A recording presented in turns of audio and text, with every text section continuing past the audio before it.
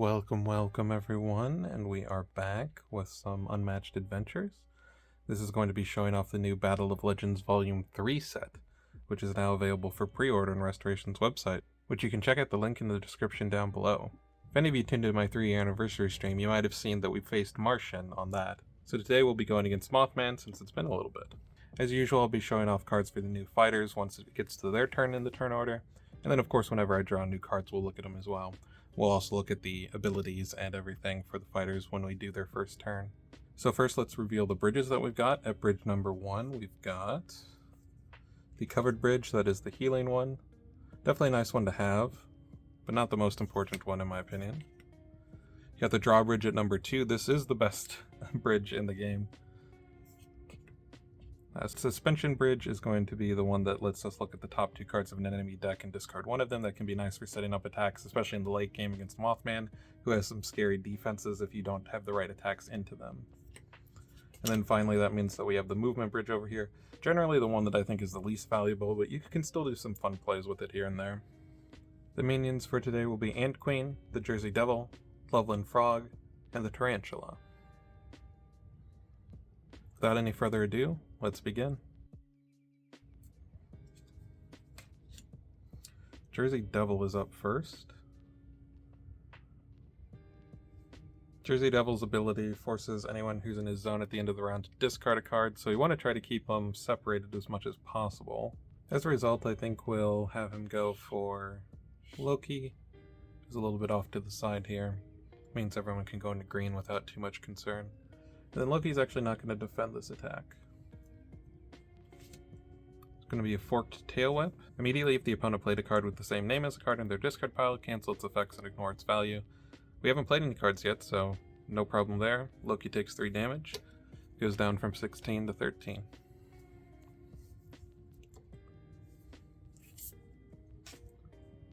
And then that'll be it for the Jersey Devil. Ant Queen. Ant Queen is going to go for Chupacabra because it is closest. Chupacabra is also not going to block. Ant Queen is attacking for 3, and if she lost the combat then she would advance the threat marker 1 space, but she does not lose since Chupa didn't block, so it's going to be 3 damage down to 11. It's always a nice one to not block. It's very hard to lose that one when you're attacking an Ant Queen since it's only 1 block, so taking it undefended is the best outcome there. Loveland Frog, oh boy. All the enemies are going, but hey, that means that we're going to get a bunch of turns in a row too. Alright, Loveland Frog is going to go for Pandora. And Pandora's not going to block. Going to be a 2, and then we place the Loveland Frog in the closest empty starting space, then deal 1 damage to each adjacent opposing fighter. Unfortunately, all the starting spaces are still full because none of us have moved and Mothman hasn't moved, so this is just going to be 2 damage, and then Loveland Frog cannot place anywhere, so it's going to stay where he is, and that'll be 1 more damage to Pandora, so 3 total down to 11. Player 2, that's going to be Loki. Alright, let's go ahead and take a look at Loki's ability card. So, Loki is a 16 health melee fighter with the ability Mischief Monger. After you play a trick, put that card into your opponent's hand instead of your discard pile. If an opponent discards a trick from their hand, return that card to your hand or the top of your deck. Add +1 to your move value for each trick in your opponent's hands. So, with Loki we've got a mechanic with the trick cards, which a few were shown off during the reveal season, but we've also got a couple in hand, so let's take a look at said hand. So first here we've got Trick, Freya's Rescue. It's a 2-value versatile. If Loki plays it, it has a during combat, swap the values of your card and your opponent's card. So it can be quite nice, either on offense or defense if you think your opponent's going to play a large value, because this is only a 2. You swap with their 4, 5, or 6 even. It's not as good against cards that change their value, like for example if you block a momentous shift with this, then yours will become a 3, theirs will become a 2, but then their shift would go up to a 5 if they were attacking with it, since Defender resolves first. But really cool card, really cool effect. And then if someone other than Loki plays the card, Loki recovers 3 health, which is a solid amount of healing.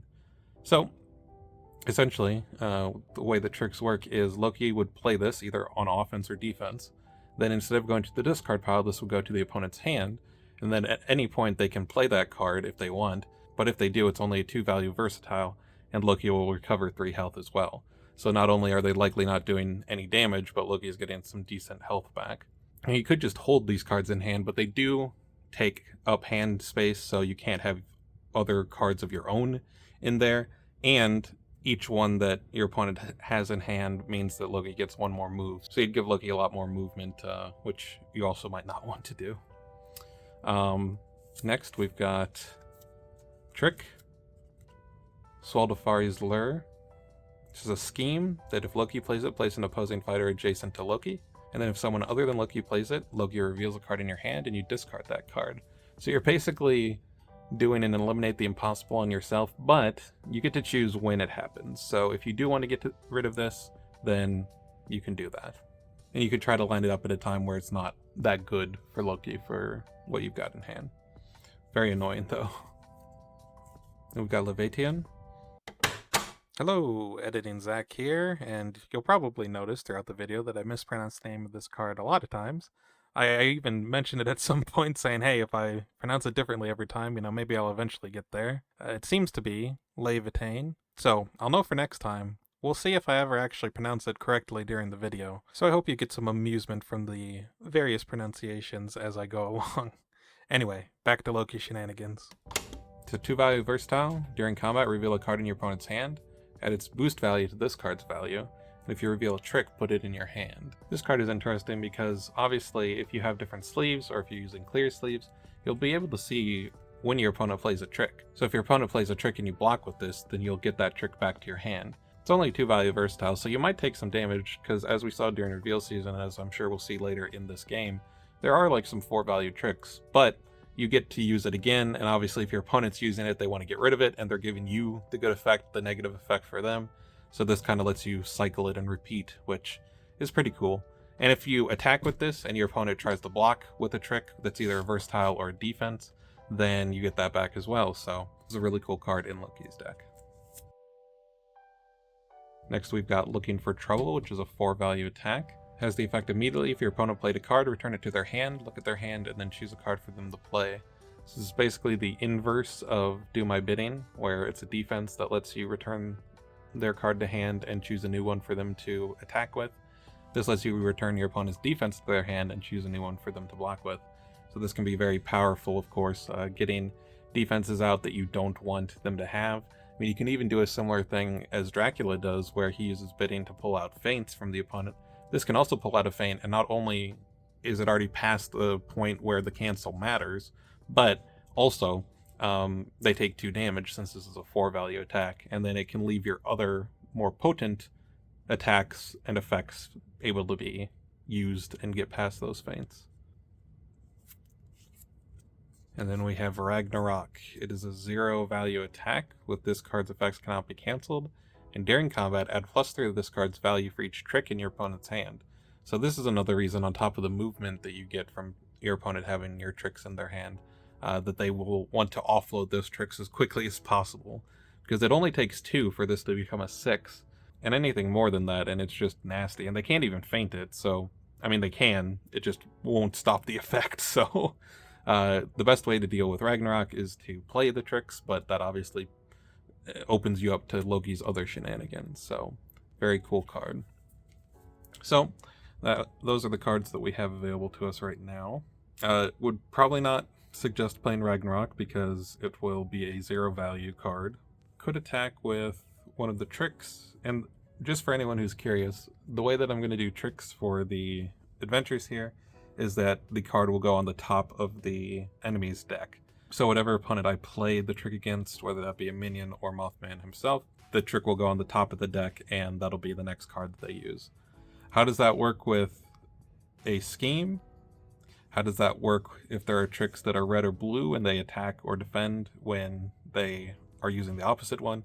Those are questions that we will figure out when it comes to it. I'm probably just going to say that the value of the card is whatever the printed value is, so they can always attack or defend with it. I think that makes the most sense. I could say that if they attack with a defense card, it's basically a 0, but I don't really think that that plays out too well. There is this trick, which is a scheme. How would this work? I don't know.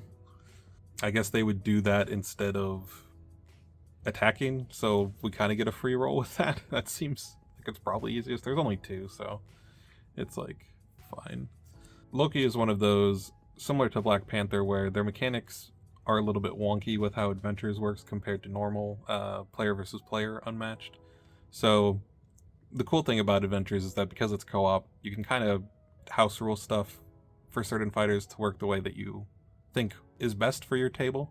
So in this case, we're going to do the tricks on top of the deck, and I think I will just count the movement for Loki's ability, the +1 for each trick, as the number of tricks on the top of any enemy's deck. So if I put, like, 2 tricks into Mothman's, like on top of Mothman's deck by like playing the scheme and then attacking with another trick, it'll still only count as 1 because it'll only be the top card of the deck. I think that's usually what is referred to as the hand for Adventures anyway.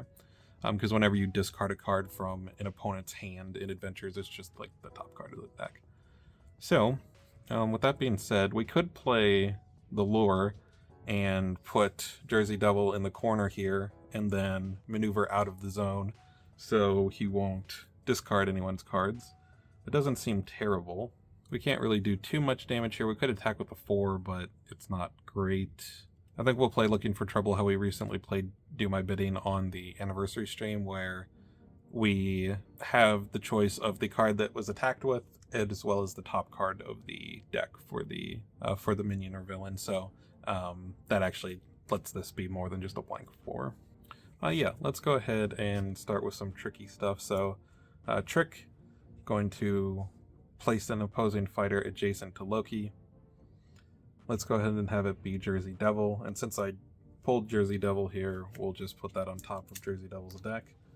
For anyone, since the decks are off screen, who wants to see, this is now Jersey Devil's deck, so that Loki card on top, and then the rest of Jersey Devil's cards underneath. So that is there. And then I guess we will maneuver. Alright, we drew Malicious Flighting. This is a 3-value versatile. After combat, draw 1 card. If your opponent played a trick, draw 2 cards instead. So again, this is if your opponent attacks with a trick, you know that you can block with this and get 2 draws out of it. Also, if they attack with something that's not a trick and you only want the 1 draw, then you can do that as well. Alright, we do have 3 movement because we have a trick on top of Jersey Devil's deck. So let's go 1, 2, 3. We could activate this bridge to reveal top 2 cards of an enemy's deck, discard 1 of them. I actually am realizing now that if we do this and discard the trick that we just put on Jersey Devil's deck, we actually get it back and can use it again, which is kind of hilarious. We'd also know what the next card Jersey Devil is using is, so that's actually not crazy. I think because we're only ever going to count the top card for tricks, this can only ever be a 3 in this mode, at least with the current rules that we're using. So I think I will discard Ragnarok, as cool as it is. Love the art as well. And we will reveal Jersey Devil's top 2 cards, which, surprise surprise, are the Lure and Triskaidekaphobia. We could get the Lure back by discarding it, since if the trick gets discarded from the opponent's hand, it returns to Loki's hand. However, I actually think we will keep the Lure on top because it's basically going to be a free turn. Like Jersey Devil, sure, Triskaidekaphobia is a 1, but this is essentially a 0 because this will just do the bottom effect here, and then that'll be Jersey Devil's turn. So, we will go ahead and keep that on top, discard the Triskaidekaphobia, and go from there. Alright, and that is Loki's turn. Tarantula. So now that Loki is closest, Tarantula will go here. Go ahead and block with Freya's Rescue. Tarantula will be attacking with Sinister Snare. It would be a 6 if Tarantula was on a web, but it is not. So Loki will swap the 2 with the 4. So Sinister Snare will be a 2. Frey's Rescue will be a 4. No damage done. This goes to Tarantula's discard pile, and this goes to the top of Tarantula's deck.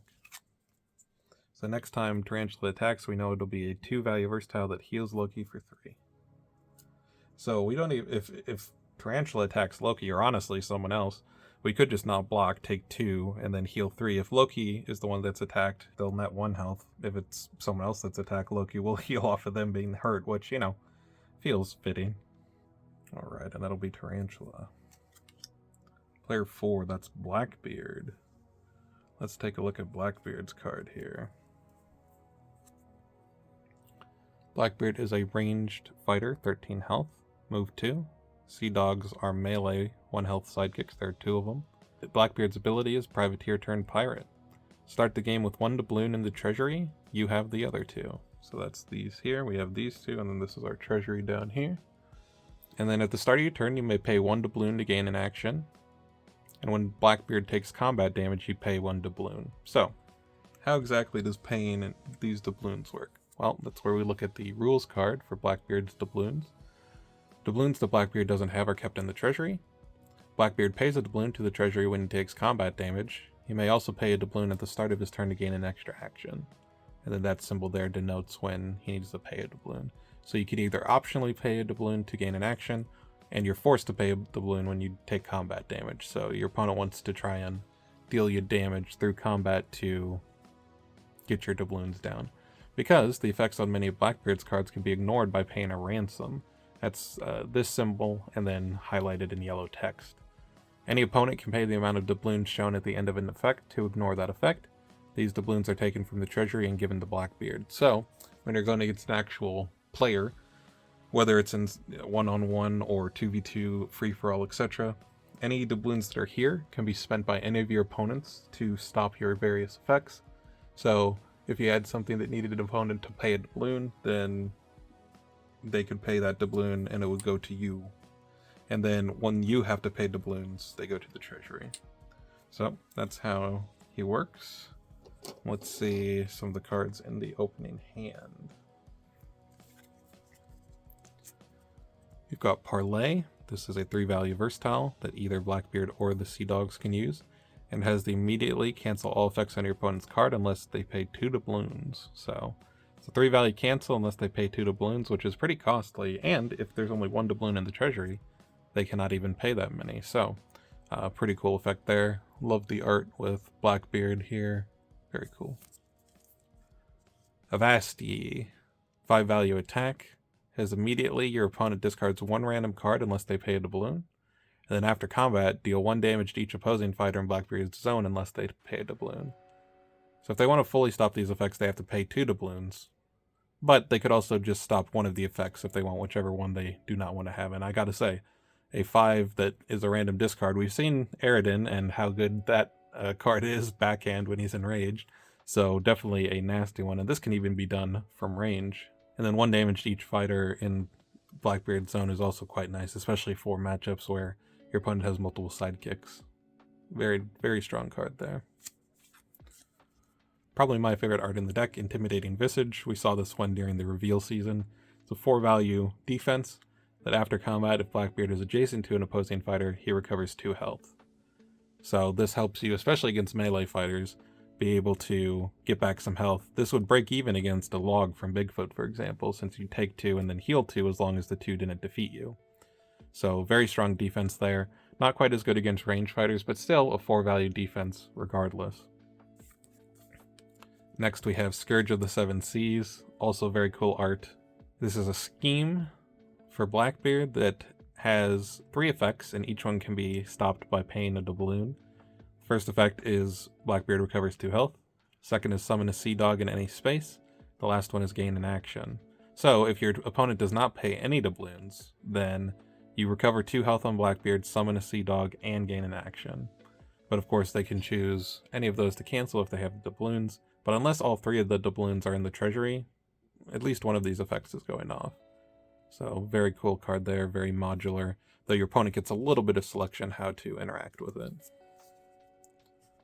And then last we have Fearsome and Calculating. 3-value versatile. Immediately look at your opponent's hand and choose one card from the discard unless they pay a doubloon.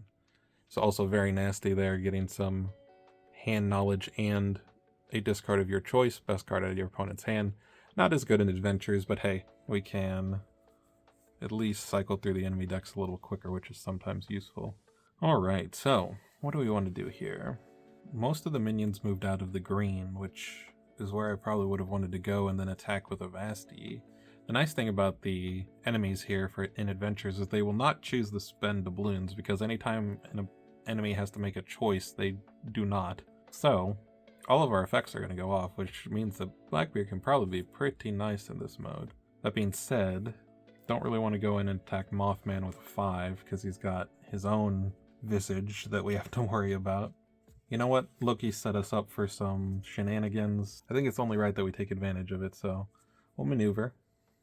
Drew another Fearsome and Calculating, so that'll definitely be the discard for Jersey Devil. We will go 1-2 with Blackbeard. Where do we want the Sea Dogs? Let's go ahead and boost with Fearsome and Calculating. Let's go here with the Sea Dog, and then we'll go here. And then before we attack Jersey Devil, let's go ahead and, after the maneuver, or as part of the maneuver, discard the other Fearsome and Calculating to activate the covered bridge. We'll remove 1 Doom from the bridge, since this is a boost value of 1. And then the bridge effect itself will happen, and we will heal someone for 3. Let's go ahead and heal Pandora. Go back up to 14. Loki, we know, has a trick that will heal on the next Tarantula attack, and then Chupacabra, if you saw my reveal, has some cards that want it to be 7 health or below, so we actually want Chupacabra to have some damage there. Alright, and then we will attack with a Vasti on Jersey Devil from range. Jersey Devil will block with, oh, look at that, Svaldafari's Lure. So this will happen, I guess the Vasti happens as well, so there will be 2 discards here. So the first one we'll do is Triskaidekaphobia, and then the second one is Forked Tail Whip. And then there's no block really, so this will be 5 damage. And then after combat 1 more, since Jersey Devil will not choose to spend a doubloon, and be 4 health left. So definitely a very nice hit there. This goes to Blackbeard's discard, and this goes to Loki's discard. And that will be Blackbeard's turn. Mothman is going to go up here and attack the Sea Dog. I was a little bit worried about this because Visage is a concern. If we take, it'll add a doom to every bridge, so just so that doesn't happen, let's block with Parlay. And fake this out, it was just a feint. Would have been fine taking that and reviving the Sea Dog later, but we do keep a hold of our fighter here. Worst case scenario probably would have been the 4, because would have lost our dude anyway. But hey, he does survive, so we're good there. Now will be Pandora. Alright. So, I'm sure a lot of you have been wondering what Pandora's box is. Perhaps you can kind of see the rules card here, but now we will show it off in its full glory. So, Pandora is a 14 health melee fighter. She has Cacodemons as the sidekicks, but you'll notice that they're not on the board yet. Well, that's because as part of her ability, Pandora's Box, you do not start with any Cacodemons on the board. At the start of your turn, you open Pandora's Box. So, what exactly does that entail? Well, I'm glad you asked. Pandora's Box. Pandora's Box is a deck of 7 cards called Miseries. When you open Pandora's Box, reveal the top card and resolve its effect, if any. You may keep revealing and resolving additional cards one at a time until you choose to stop. If there are 3 or more total feathers on revealed cards, you must stop revealing. Then Pandora takes 1 damage for each revealed misery. At the end of your turn, shuffle all revealed miseries back into Pandora's Box. So, we have Pandora's Box here. And as the rules card stated, these are 7 cards here. They all have effects of some sort, or and or feathers. So let's see what we've got as we open Pandora's box. First one is Hope. Look at the top card of Pandora's box before deciding whether to reveal it. So we get a little peek at what the next card is. This is Toil. Add +1 to the value of Pandora's attacks this turn. So we haven't revealed it yet as far as this is concerned.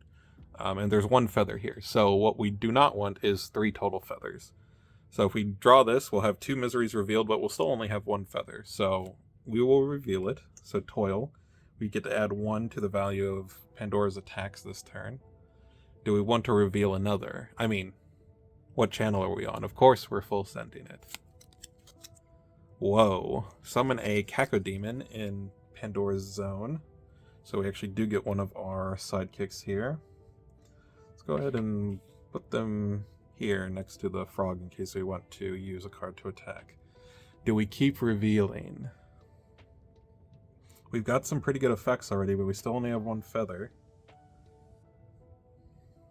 Of course we do. Ah, foiled. Misfortune. This is no effect, and there's 2 feathers. So, unfortunately, we got greedy, and we will be paying for it. So, there are indeed 3 feathers, so now we take damage equal to the number of revealed miseries. So that is, in this case, 4. So, thankfully we got that heal because we are going back down to 10. However, we don't shuffle them back until the end of the turn, so these are all still revealed for the purposes of anything that cares about them. What might care about them, we can go ahead and look now. Well, good thing that we have a sidekick now because this is a 2-value versatile Cacodemon card. Malice. After combat, your opponent discards 1 card. Not super useful in adventures, but a cool card to have in the deck. Got Forged by Hephaestus. Scheme to place your fighter in any space and gain an action. Very good for getting wherever you want to be and then attacking. Feint. It's a classic. Love the art with not just Pandora, but the demons as well. Aphrodite's Beauty. Immediately cancel all effects on your opponent's card. And after combat, Pandora recovers 1 health for each revealed misery. So it doesn't deal any damage in itself, but you can get a lot of healing off of this, which, you know, right now, if we used it, we would get back the 4 health we lost. But if you stop revealing on a turn and don't take any damage, you can net healing from damage you've taken from your opponent's cards and stuff, not just your own ability. So, very cool card there. 3 copies of that, so decent amount of healing, which helps kind of balance out the self-damage that you might be doing if you're not careful. And then, hey, Hera's Curiosity. This is one of the cards that I revealed during the reveal season. It was my first reveal. And this is a 3-value attack that during combat add +1 to this card's value for each revealed misery. And then after combat, look at your opponent's hand. So the hand knowledge is actually not too bad. It's better than discarding generally in this mode because you can see what's coming next. And then +1 for each misery.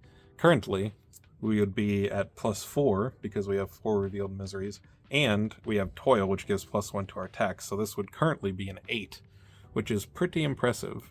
If we had revealed more cards before the misfortune, it's very possible that we can get this up even higher. How much higher exactly? Well, we'll have to wait and see what the rest of the cards in the box look like, but I'll leave that for future turns just so we have something to look forward to.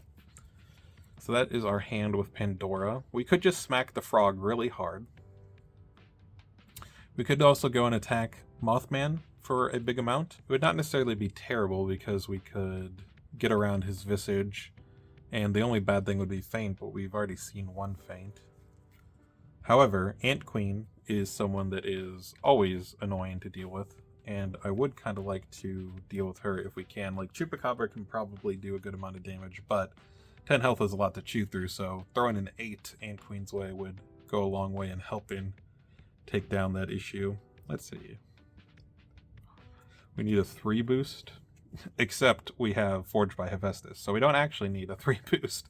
We could just do that and smack Ant Queen really hard. I do think I still want to maneuver because we summoned our sidekick here. He will die to the Loveland Frog's ability at the end of the round if we don't move it at all. But that's fine because I'd also like to get some more cards rolling and maybe show off some more Pandora cards, so we'll maneuver.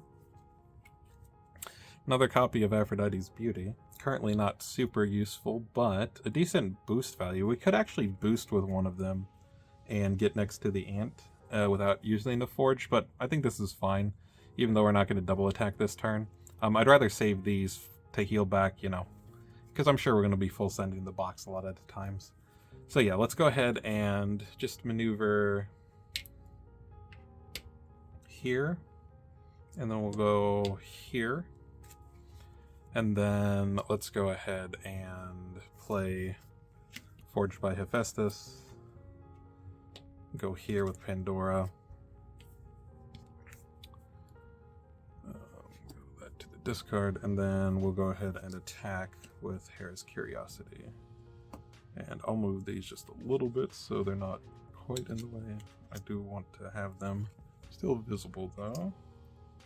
Yep, there we go. Oh, and I guess I forgot to mention it, but we're doing Vanquish All Evil, which is just we have to kill all the minions as well as the villain to win, which usually ends up happening in anyway. You don't want the minions to stick around the whole game because they give a lot of trouble, but I like doing that just for these. I would do more amazing events on these release videos, but they're already longer anyway because of showing off all the new cards, so we don't want anything too crazy. However, I do want to do challenge videos at some point where they're on stream or on YouTube here, so keep an eye out for more Unmatched Adventures in the future. Alright, let's go ahead and see what Ant Queen blocks with. Ooh, this is not good for her. Savage Swarm. Its value is going to match the threat level, which is currently 1. So this is going to be an 8 to a 1. So Ant Queen is going to take 7 damage. And go down to 3. And Chupacabra, if you can't finish her off at 3, well, I don't know what to tell you. And then that is going to be Pandora's turn. All of the Missouris get shuffled back into the box.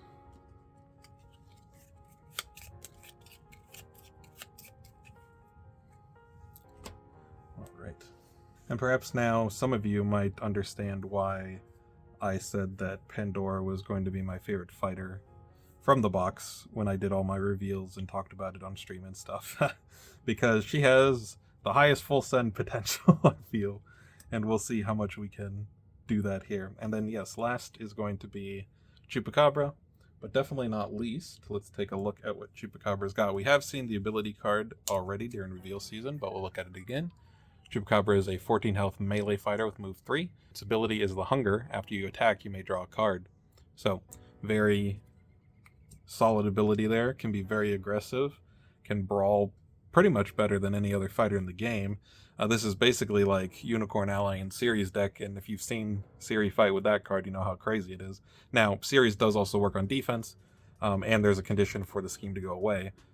So it's got some differences to this, but this is... There's no way for your opponent to get rid of it, so you can be as aggressive as you want, and then sometimes, you know, you'll still want to back off, but very cool ability. Lets you still be aggressive while keeping your hand up. Alright, looking at Chupacabra's hand here, we've got Blood in the Air. It is a 4 value attack with a 4 boost. During combat, if you already want to combat this turn, you may boost this card. So very cool card there. Not only is this a 4 boost, so you could boost another copy of this for a total of 8 attack, but also boosting is not as big of a deal because your ability lets you keep drawing cards, so you can afford to spend some on damage. Then we've got Traveler of the Night, formerly exclusive to Moon Knight's deck, now a common card. Move your fighter up to 4 spaces. They may move through opposing fighters and then gain an action. 3 copies in the deck, so that's something that Moon Knight did not have. Moon Knight only had 2. Very solid card there. Tooth and Tail, 2 value versatile. After combat, deal 1 damage to up to 2 fighters adjacent to Chupacabra, and then Chupacabra recovers 1 health for each fighter damaged this way. So can get some auto damage, get a bit of healing. Could be a really good way if your opponent positions poorly to ping off multiple 1 HP sidekicks and get some healing off of it. At the very least, it could be like a 3-value block, effectively, if you use it on defense, or if you attack with it, even if they block it, you still get a damage and a healing from the after combat, so very solid there. Also love all of the grotesque, like, creepy art that Chupa has with the teeth, the mouth with just the ring of teeth and the the tail and everything. Very cool stylized art for this whole deck, as you'll see. Speaking of which, this one is horrifying. The More They Struggle is a 0-value attack. With a during combat, the value of this card is equal to twice the printed value of your opponent's card. So this can be very nasty if someone blocks with like a skirmish. This is doing 4 damage over a skirmish, when normally skirmish is full blocking or mostly blocking many attacks. But if your opponent doesn't block this, then they take nothing and you wasted a card. However, you can always draw with your ability to replace it, so even if it goes poorly for you, you still make up a little bit compared to something like Jingabong and Sun Wukong's deck. But it's also scary for them to take the attack because, you know, if you're attacking with something like a 4, this one's not the best example because you don't want to attack with this unless it's the second attack of a turn, so that this is online. But, like, let's say you have won a combat during the turn. Do they really want to not block? Because if it's this, it's great for them. But if it's this and they don't block, this could be, you know, a 7 or an 8 coming at them undefended, which would be a disaster. So, very cool card there. And there's one card we might see in Blackbeard's deck later that this is particularly funny against. And then last, we have Unsettle. This is a scheme. Choose an opponent with a fighter in Chupacabra's zone. They discard 1 card. You may deal 2 damage to Chupacabra to make them discard 2 cards instead. So this could be very strong. It's always a discard. It is a chosen discard, but still pressuring an opponent's hand, especially if they either have low hand or if they just have a lot of good cards in hand that they don't want to discard any of them. And then, of course, you can also make it a discard 2 if you take 2 damage on Chupa, which is not too bad because you have a little bit of healing here, and you have cards that want you to be lower on health, so very solid. In Adventures, it's not going to be that great because, again, discard is not amazing in Adventures, but against actual players, this could be a very, very solid card. And again, just Chupacabra stalking from the bushes, and then kind of matches with the card back. Alright, let's see, what do we want to do here? Well, we want to kill Ant Queen. The problem with The More They Struggle in Adventures is that if they block with Deception, it's real bad for us. Ant Queen also doesn't have a lot of high values on her defenses, so this is not likely to be amazing. Could just hit her with a 4. Based on our hand right now, I find that it's going to be a little bit difficult to win a combat before attacking with this, so I might just want to attack with the 4, use ability to draw a card, and hopefully get another attack if we need it to finish her off. So yeah, it's not the best use of this, but honestly, this card's not great against Mothman because of Visage. So let's go ahead and attack with the 4, hopefully take out Ant Queen on this attack, but if not, take her out on the next one. Pheromone Frenzy. This is one of the few cards that she could have blocked with to survive. If we had attacked with The More They Struggle, we would have killed. But unfortunately, not the case. But we will win the combat, so it'll be 4-3, so Ant Queen will take 1 down to 2. This also means Tooth and Tail does not kill her currently, so we're not in the best spot overall. We will use our ability to draw a card. Oh, that's interesting. So we got another Blood in the Air. So we can boost this, and if we attack with this, it's almost certain that Ant Queen will die. However, I really don't like doing that. So at this point, I'm basically trying to decide whether we attack with Tooth and Tail or The More They Struggle. Tooth and Tail will kill over her 1-value blocks, which she does have 3 of right now. So that's probably our best chance. More They Struggle will not kill unless she draws her other Pheromone Frenzy, so I think we'll attack with Tooth and Tail. It is our only defense right now, but we want to be a little bit lower health anyway. And Ant Queen can't attack for too much, so even if she does survive, she won't hit back that hard if she goes before us next round. And of course, it's the other Pheromone Frenzy. So just the worst interactions for us. If we had just attacked with The More They Struggle, we would have been fine. Either time, but it is what it is. So this will be no damage from the actual combat, and then 1 damage to Ant Queen after. Boop, down to 1. And then Chupacabra will heal 1 back to 12. And then we will use our ability again. And we draw Faint. Okay, that's a fine defense to have as our only defense right now. Then these go away. And that will unfortunately be the end of the round with Ant Queen just barely holding on. So, now we go to the end of round stuff. So Jersey Devil will discard a card from each fighter in its zone, which is currently just Blackbeard. So I think we're going to get rid of... You know, I guess I kind of forgot about this when deciding what cards we held on to, because these are both quite good, but I think I'd rather have the scheme so we can get our guys back. So unfortunately, we're going to discard a really good defense. Then Ant Queen will advance the threat by 1, but we're not at 3 or more, so we will not shuffle a Strange Pheromone in. Loveland Frog will get an initiative card shuffled into the deck. Tarantula will place down a web.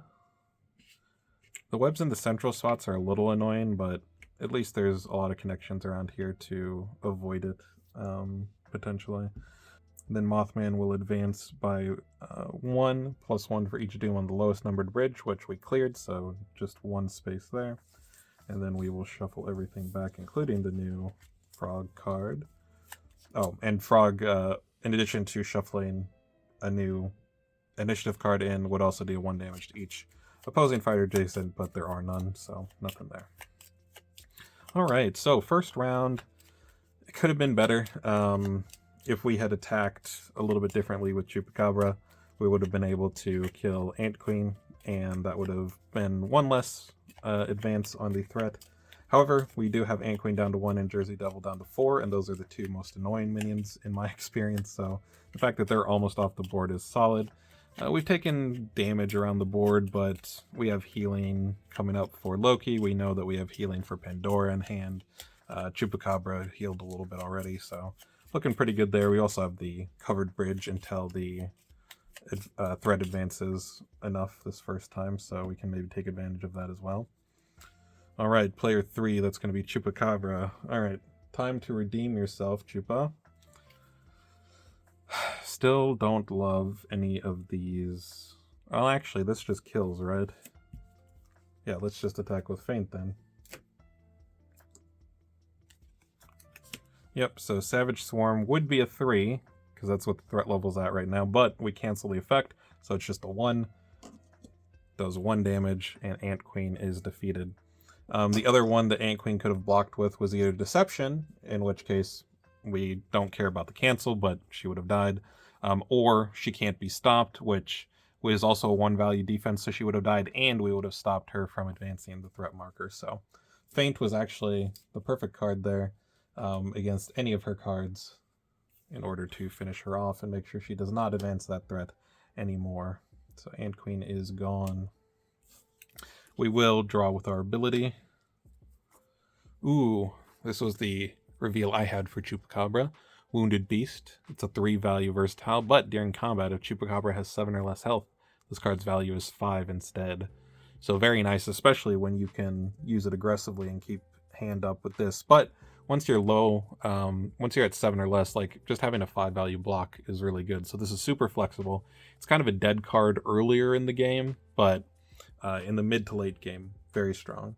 So love to see that there. It's also a very good attack into Mothman, because 3 or lower value attacks that boost up higher are really good into Mothman's defenses. Okay, so that was first action for Chupacabra. So now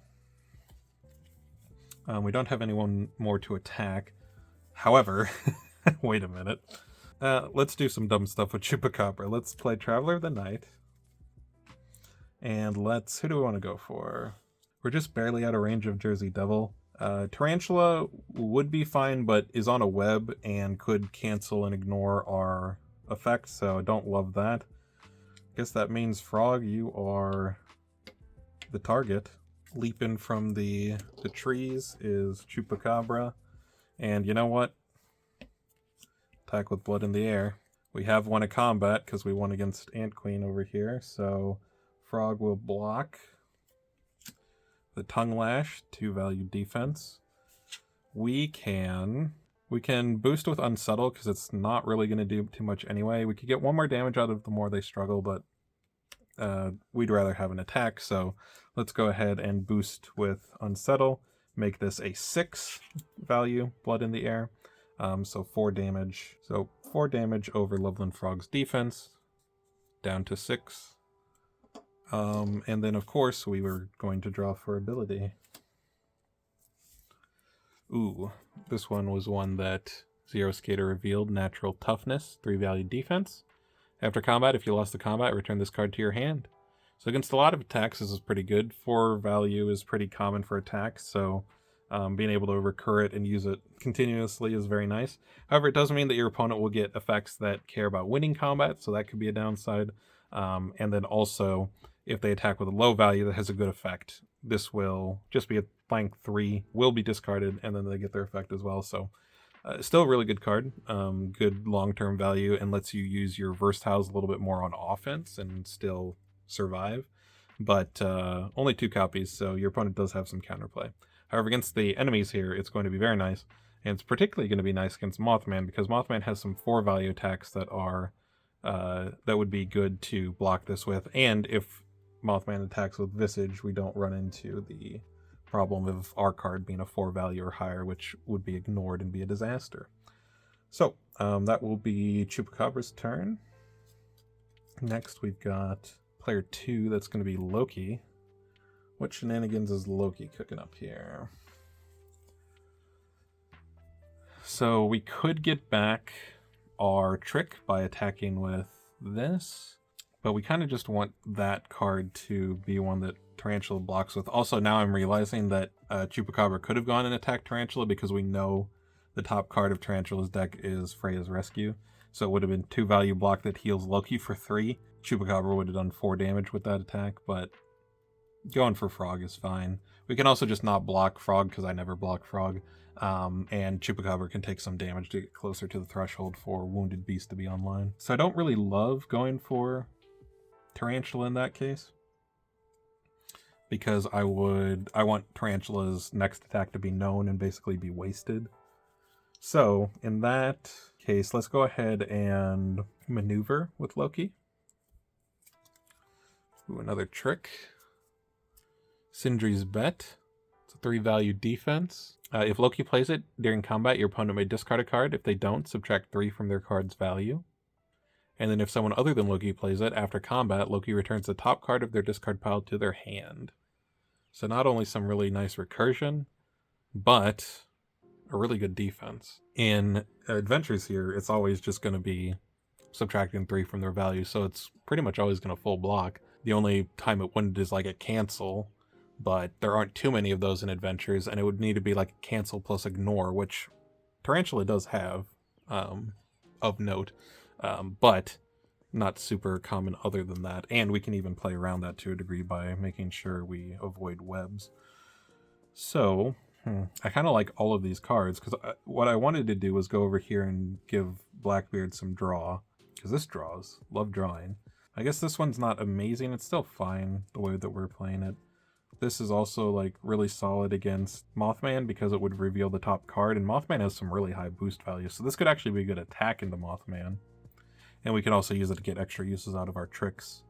Like I could use this to defend against Tarantula and get back that Freya's Rescue, which is pretty good. But in this case, I think, well, we have 3 movements since there's still 1 trick on the Tarantula's deck. So let's go over here and let's go ahead and probably just discard Flighting. It's a solid card. It would draw us 2 if we block a trick, but we have the drawbridge, so we can draw that way as well. And I guess I actually want to be here, 1, 2, 3, because we don't want Jersey Devil taking up one of the drawbridge spots, because then now Blackbeard or Sea Dog can come here and start using the bridge as well. Alright, we're going to choose Blackbeard to be the one to draw until he has 4 cards in hand, so that'll be 3 cards. And we will look at those once Blackbeard gets a turn. there's still one more action for Loki, so this might be a good time to attack Jersey Devil. And we've actually got 2 shots at Deception, which would kill Jersey Devil. So now that I'm thinking about it, this was definitely the better spot to be, because we can now attack. Jersey Devil blocks with Blood-Curdling Scream or Forked Tail Whip. Whichever one we don't have attack now will be the one that Jersey Devil uses on its turn, because we didn't have a trick to put on top of the deck. We could actually choose Blood-Curdling Scream and then discard the trick. You'll notice the tricks don't have boost values. It's so your opponent can't boost with them to easily get rid of them. They have to actually play them and, you know, acknowledge your mechanic and not just circumvent it. Now, boosting would put it back into your hand since they are discarding it, but this makes it so they actually have to interact with the mechanic a bit more consistently, which is nice. But yeah, we could keep Blood-Curdling Scream and do 3 damage by discarding this. However, I think I'd rather not. So let's go ahead and have the Forked Tail Whip be the block. Put this back on top. 2 damage. The cancel won't matter. And the ignore would matter if we had another copy of Looking for Trouble in our discard, but we do not. So 2 damage to Jersey Devil down to 2. And then these will go away. And that will be Loki's turn. It also means if Blackbeard goes next, we can try to kill Jersey Devil, knowing what the block is. Alright, Mothman is going to attack the Sea Dog. I guess now would be a good time to look at the new cards we got for Blackbeard and see if the Sea Dog can even block. So we got Light the Fuse. This is a Sea Dog attack. 2 value. After combat, move your fighter up to 2 spaces, then deal 1 damage to each fighter adjacent to them. Notably, this is each fighter, not each opposing fighter, so you have to be careful about friendly fire. But some nice auto damage. Potentially gives you some really good play against multi-sidekick heroes as well. Got another parlay, so we might block with that to keep this guy alive and avoid Visage. And then we got No Pray, No Pay. This is a 2-value versatile. During combat, you may boost this card. After combat, if you won the combat, draw 1 card.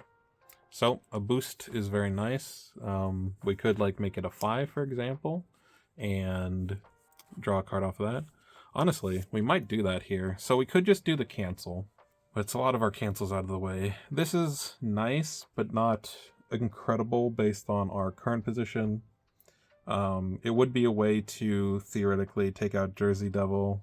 I guess Visage only ticks this up by 1, but it's a lot of doom spread out. We kind of want to kill Jersey Devil, and F5 would most likely do it, so let's go ahead and just let the Sea Dog take it. We have a revive waiting. If it's Visage, it kind of sucks, but not much we can do about that. Alright, fortunately it is Unimaginable Terror, so Sea Dog will take 4 and be defeated. We'll put him down here, because we will be getting him back not too long from now. And then after combat, deal 1 damage to each adjacent opposing fighter. However, there are none, so no doom. Very nice. That is Mothman. Player 4. That is going to be Blackbeard, so I think we're just going to try to take out Jersey Devil, so let's maneuver. Actually, we could just attack. We don't have to maneuver. Actually, that's probably just better. We'll attack. We know that Jersey Devil's blocking with Blood-Curdling Scream. We can either discard a card from hand or the top of our deck. If we discard one from hand, we know that we can kill, but I kind of like the cards we have because we want to boost with this one to make it a 5. So I think we'll discard from the top of our deck. Alright, card is Show a Leg. 2-value versatile any. After combat, summon a Sea Dog in Blackbeard's zone. So that does take away one of our revives for Sidekick, but oh well. So this will be a 3. We just need to boost with a 3, yeah. So Light the Fuse will make No Pray, No Pay a 5, and that will be 5 to 3, and Jersey Devil will take 2 and be defeated. 2 minions down. And then after combat, since we won, we will draw a card. Which is, alright, let me put this away first. So we got Queen Anne's Revenge, 7 value, versatile. This card's effects cannot be cancelled. During combat, subtract 2 from this card's value for each doubloon your opponent pays. So if your opponent pays 1, it's a 5. If they pay 2, it's a 3. And if they pay all 3, it's a 1. So they can mitigate this a bit, but if you attack them with it when you have all the doubloons, or when like they only have 1 in the treasury, then this can be very nasty. It's also defense, so you could also block with it, and if they don't have any doubloons or only 1 doubloon in the treasury, then it's a 5 still. This was the card also that I was talking about that's really funny with the more they struggle, because if Chupacabra attacks Blackbeard and Blackbeard blocks, this is a 14. That's already a lot, but also if Chupacabra could spend all 3 doubloons, then it is a 14 to a 1, which is 13, which is exactly how much health Blackbeard starts with and is the max health that he can have. So I'm going to say you're never blocking with this against Chupacabra, but it's very funny that it is exactly perfect to work out that way. Alright, so that was our first action. I guess we will maneuver for second action. Give no quarter. 3 value attack any. During combat, if another friendly fighter is adjacent to the opposing fighter, this card's value is 5 instead. And then after combat, gain 1 action unless your opponent pays a doubloon. So yeah, this is a 5 value gain in action, which is very nice, as long as you have at least one of your sidekicks to set it up. Your sidekick can also attack with it if they want. So you could either have 2 of your sea dogs adjacent to an enemy, or you could have Blackbeard and a sea dog adjacent to an enemy, and then either Blackbeard or sea dog could attack with that. So 5 value gain in action is very nice because, again, the enemies will not spend in this mode. Where do we want to go? Looking at card counts, Loki's at 2, so we could give Loki some draw, but Loki is right by the drawbridge, so I'm not as worried about it. Let's go ahead and go here with Sea Dog. I guess we want to figure out where we want Tarantula to go. Where would be the least annoying place for Tarantula to put a web? I mean, at this point, getting 2 in the center area is actually getting to be a lot more annoying. Let's move like this, and then we'll probably have Tarantula go for Pandora, but we have the option for it to go for Blackbeard as well. Alright. Next is the Frog. It's going to attack Chupacabra, and as is tradition, I'm not going to block. Hey, it's Deception. We kind of wanted to take some damage. Frog is not giving it to us. But can't complain too much about the Deception. Though I would have preferred that the Frog blocked with it. Tarantula. Okay, where do we want Tarantula to go? Could go here and attack Pandora. Could go one of these 2 spots and attack Blackbeard. Blackbeard has Parlay, which is his 3 value cancel. Pandora has a Feint, which also works fine. And honestly, we can Feint with Pandora and then draw a bunch of cards and heal a bunch with Aphrodite's Beauty. That doesn't seem too bad. Oh, we know what it is. It's Freya's Rescue. I keep forgetting that it's there, but every time I look over and see a Loki card, I'm like, ah, right. So, Freya's Rescue is going to heal Loki for 3, it's going to attack for 2, so we actually don't want to feint it. Fainting it would be a disaster. We don't really want to lose the doubloons as Blackbeard because we can start spending them to gain actions. So, let's go ahead and have Tarantula go for Pandora. We're not going to block. Hey look, it's Freya's Rescue. So Pandora will take 2, down to 8, and Loki will heal 3, up to 16, back to max. And that will go into Loki's discard pile. Alright. Then it is Jersey Devil, who is dead. Get this out of here. Then it is Pandora. Alright, back to the box. And I guess I'll shift this up just a little bit. And then do the box below the initiative cards here, because that's fun. Alright. I mean, obviously we're going to always do 1. Confusion. Move Pandora up to 1 space. Unfortunately for us, we're kind of where we want to be, so I don't think we're going to get any value out of that one. But we're obviously going to flip another Pain. Deal 1 damage to each opposing fighter adjacent to Pandora. Love that. 1 to Tarantula, down to 9. I mean, come on, we're not stopping there. Open the box. Whoa! We got summon a Cacodemon. So now we got both our sidekicks on the board. Where do we want this one? We'll put this one over here by Blackbeard. Have a buddy. I mean, we're not stopping. Son of a... Alright, Misfortune. It's going to be 4 damage yet again. The consequences of my actions and all that. Pandora down to 4. It's fine. Oop. Don't look at those yet. That's the unopened boxes. Although, if you paid attention to the reveals, you will know what one of the other miseries is. Okay, so we're probably just going to try to get a bunch of healing now. Sure. Smack them. 8 Legs of Terror. Just a 1 value block, but we're attacking for 0, so we'll not deal any damage. We have 4 revealed miseries, so after combat we will heal 4. Get back the health we lost this turn. Ideally, we would have, revealed a couple more without taking the damage, or at least 1 more without taking the damage, and then healed back health that we did not just deal to ourselves. But,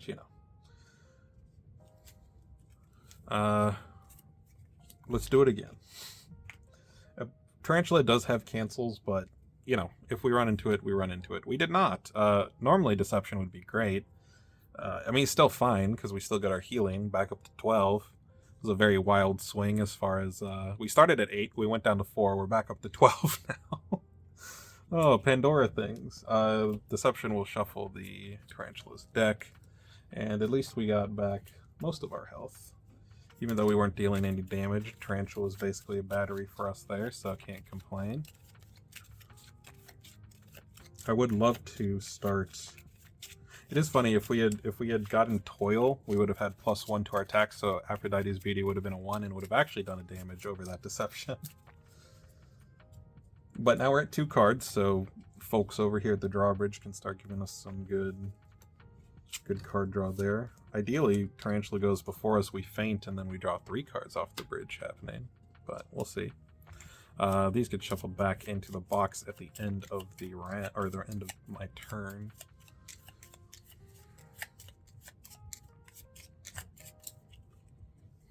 Alrighty.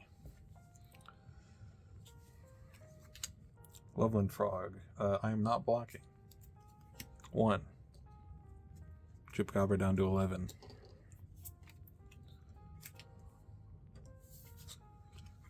Ant Queen is gone. Get her out of here.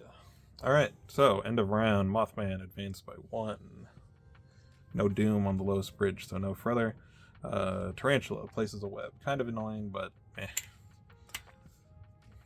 And then Frog, shuffle another turn into the deck. That's fine. Please keep hitting Chupacabra. I swear, it's really bad for me. Yeah, Chupacabra doesn't want to get hurt. Please stop. All right. What do we got?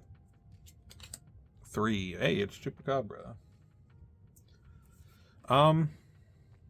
Meh. Screw it. We'll attack with this, and we'll run into Deception, as is tradition. Son of a... Alright. Well, I did call it out. And I was worried about that the last few times that I attacked Ant Queen, but it would have worked against her. It turns out it did not work against Frog. Frog is laughing in my face, and I don't like it. I will draw with ability, though. Ooh, Ravenous Lunge. 3 value versatile. After combat, Chupacabra recovers 1 health. If you won the combat, it recovers 2 instead. Ooh, buddy. Yeah, we'll attack with that. We're just going to be in an endless grudge match with this Frog. Tongue Lash, hey! Alright, so that's going to be 1 damage to Frog. 5. Oh, also, I believe I forgot the 1 damage from end of round for the Frog, so Chupacabra down to 10, then we'll heal back up to 12 with the effect of our card, since we did win combat. And, I mean, come on, we're going to draw. Another Traveler of the Night, very nice. Funny thing is one of these times I might not want to draw because of a drawbridge activation, but I don't know. Other people still want the drawbridge, and if Chupacabra can keep its own cards active that are up in count, then we'll let it do so, especially since I'm not blocking the frogs, so I'm not actually having to use any defenses. Alright, next is going to be player 2, that is Loki. Alright, Loki gets to do some shenanigans. What do we got? We don't have much. We were hoping to actually use the trick, but I guess we didn't position in a way that we'd be attacked. I suppose we could have been attacked by Jersey Devil, but Blackbeard went first and killed Jersey Devil before it was relevant. So, we'll maneuver. Oh, new card, Shapeshifter. Absolutely love the art on this. The Loki's art is just probably the best in the set. It is so pretty. 0 value attack. During combat, choose one effect. Add +1 of this card's value for each card in your opponent's hand, or gain an action. 4 copies in the deck. This is one thing that I might revisit for adventures in the future. Even though this is a really cool card, this would only be a 1 against the enemies if we consider their hand to just be the top card of their deck. But I might, in future plays with Loki, make their hand be the remaining cards in deck. So, like right now, Mothman has like 7 cards in deck, so this would be a 7. Now, you could argue that that's a little OP. Maybe it is, but do we really care? We want to see Loki do crazy things. But since we're not playing like that right now, and the action gain is not good as a bait against the opponent because they don't run out of cards like an actual player would, we'll just use this to activate the drawbridge. Yeah, I think we're just going to have Loki draw for this because we're probably going to activate the drawbridge again, so that gives us more options. And then once we get some more tricks and shenanigans built up, we can move in and start actually using some of these. Alright, we got another Viatin, and then we got Underhanded, which was the one that Gary showed off. Say 3 value versatile. During combat, if your opponent has more cards in their hand than you, this card's value is 6 instead. Also, in this mode, the only way that this would work is if it was literally the last card and we went empty-handed to make it a 6, which, hey, we could do. It might work.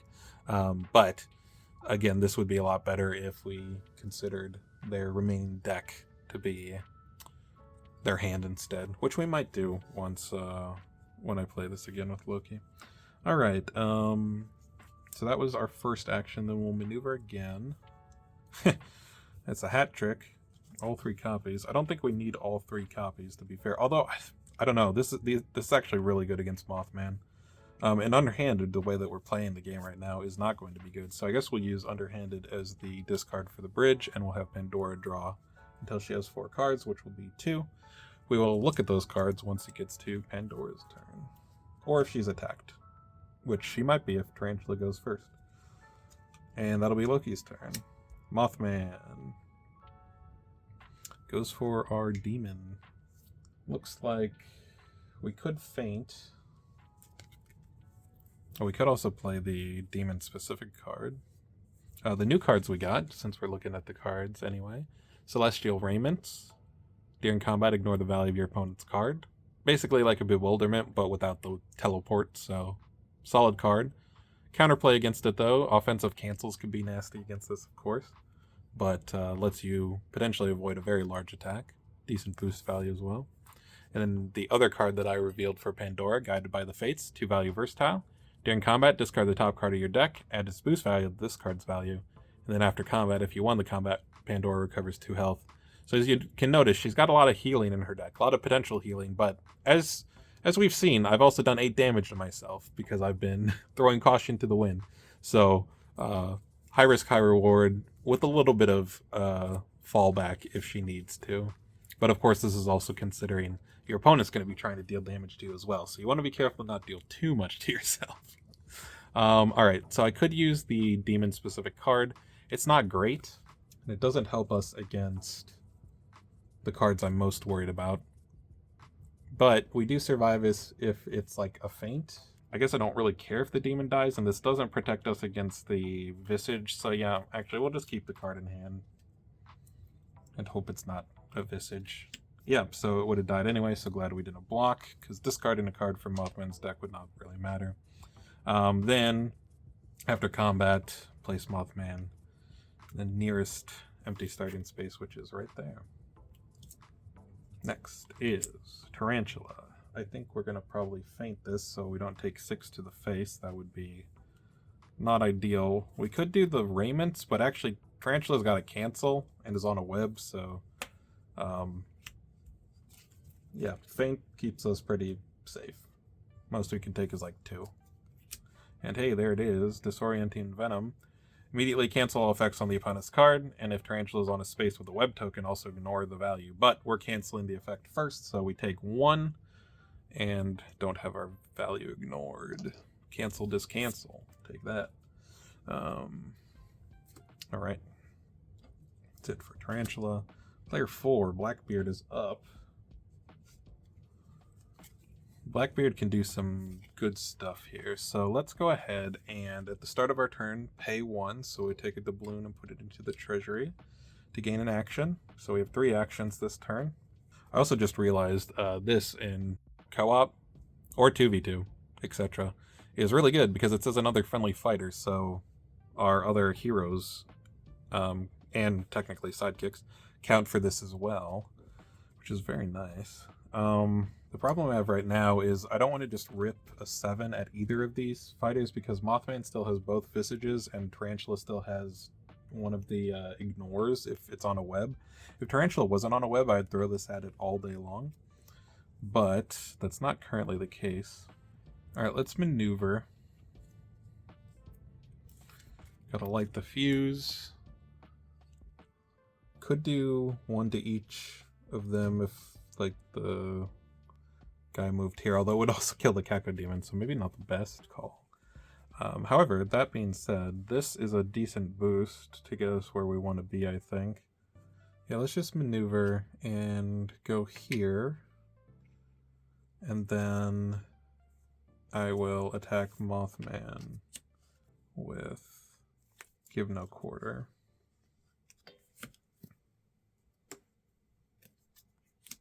Hey, nice. This was ideal.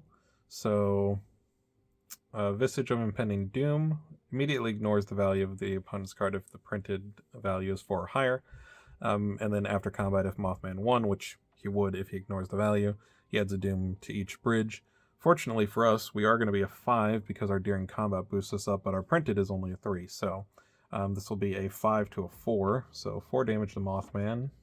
First blood down to 36.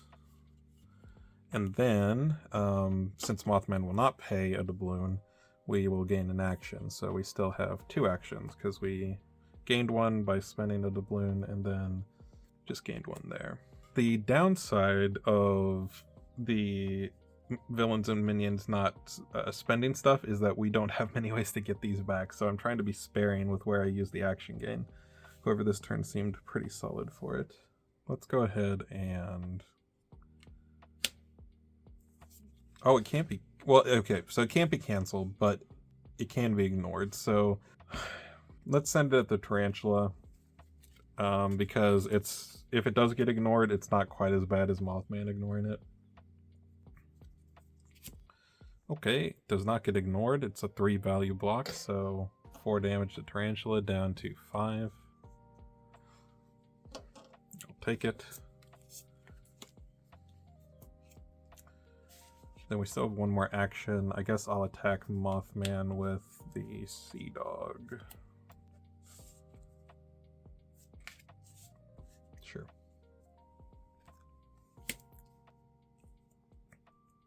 Oh, Mothman's gonna run away. No damage from the actual combat. Then Mothman will go first. The closest empty starting space is any of them because from the center, Mothman's equidistant to all of the starting spaces. Let's go over here so Loki gets some action. And then we will move the Sea Dog here and deal 1 to just Tarantula since Mothman ran away like a coward. Tarantula down to 4. Oh wait, hold on. Let's move here, which is actually good because Mothman moves away, because otherwise we would also hit the Cacodemon. So yeah, let's go here, hit Tarantula, not our friend. And then that will be Blackbeard's turn. Pandora, my favorite time of the round. Alright. What do we got? Hope. We look at the top card. Unfortunately, Hope is pretty bad to get early. You want to get this like in the middle, when you potentially could bust by getting too many feathers. Because if you get this after having like 1 or 2 feathers, you can see, oh, is the next one going to be a feather? Because if so, you cannot reveal it. If it's not a feather, then you can reveal it and be fine. We're seeing that off of Hope. We're obviously going to reveal Greed. This is draw a card, and that does happen immediately, right? Yes. So, let's see what we get. Another Forged by Hephaestus. Not bad. I mean, come on. We're going to go. Confusion, move Pandora up to 1 space. What do we have for cards right now? We've got nothing crazy.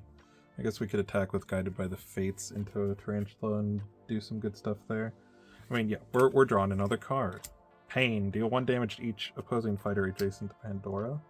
So, Tarantula down to 3. Okay, fine. We'll stop there, because I think there's only one more. Yeah, the Cacodemon spawning. Whoa, that one does not have a feather, but the other 2 that we know about do. So we'll stop there, I guess.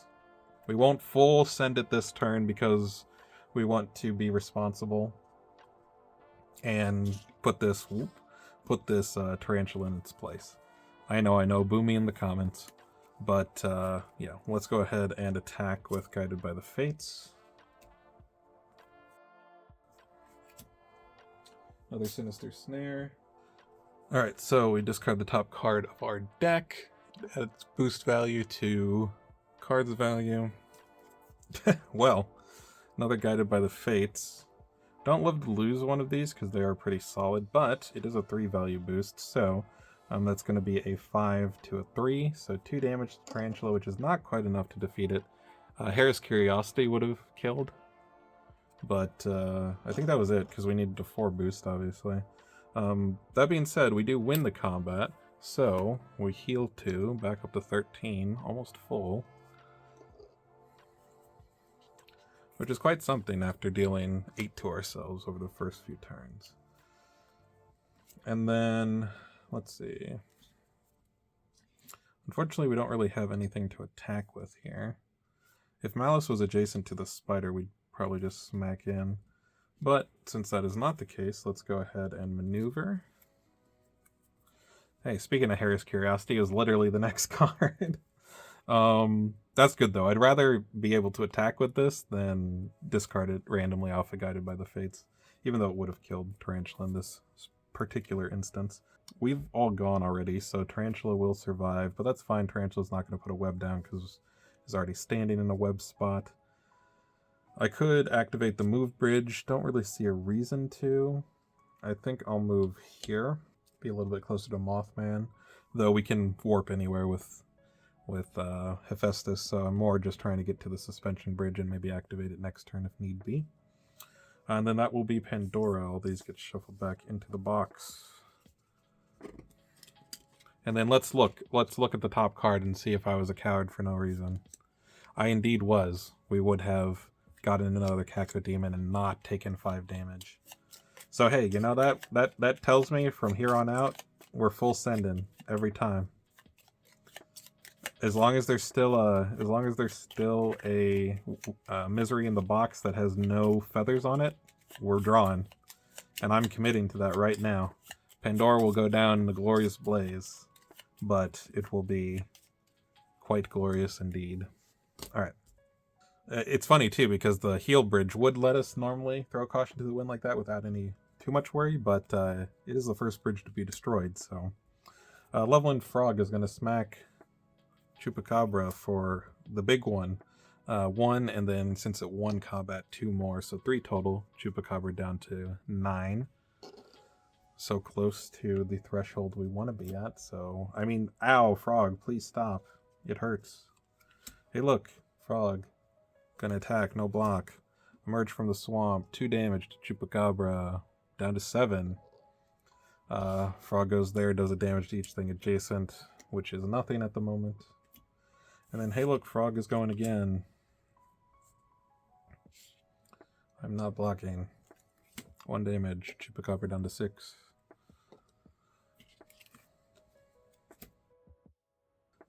Alright, end of round. Mothman advances by 1. Tarantula already has a web.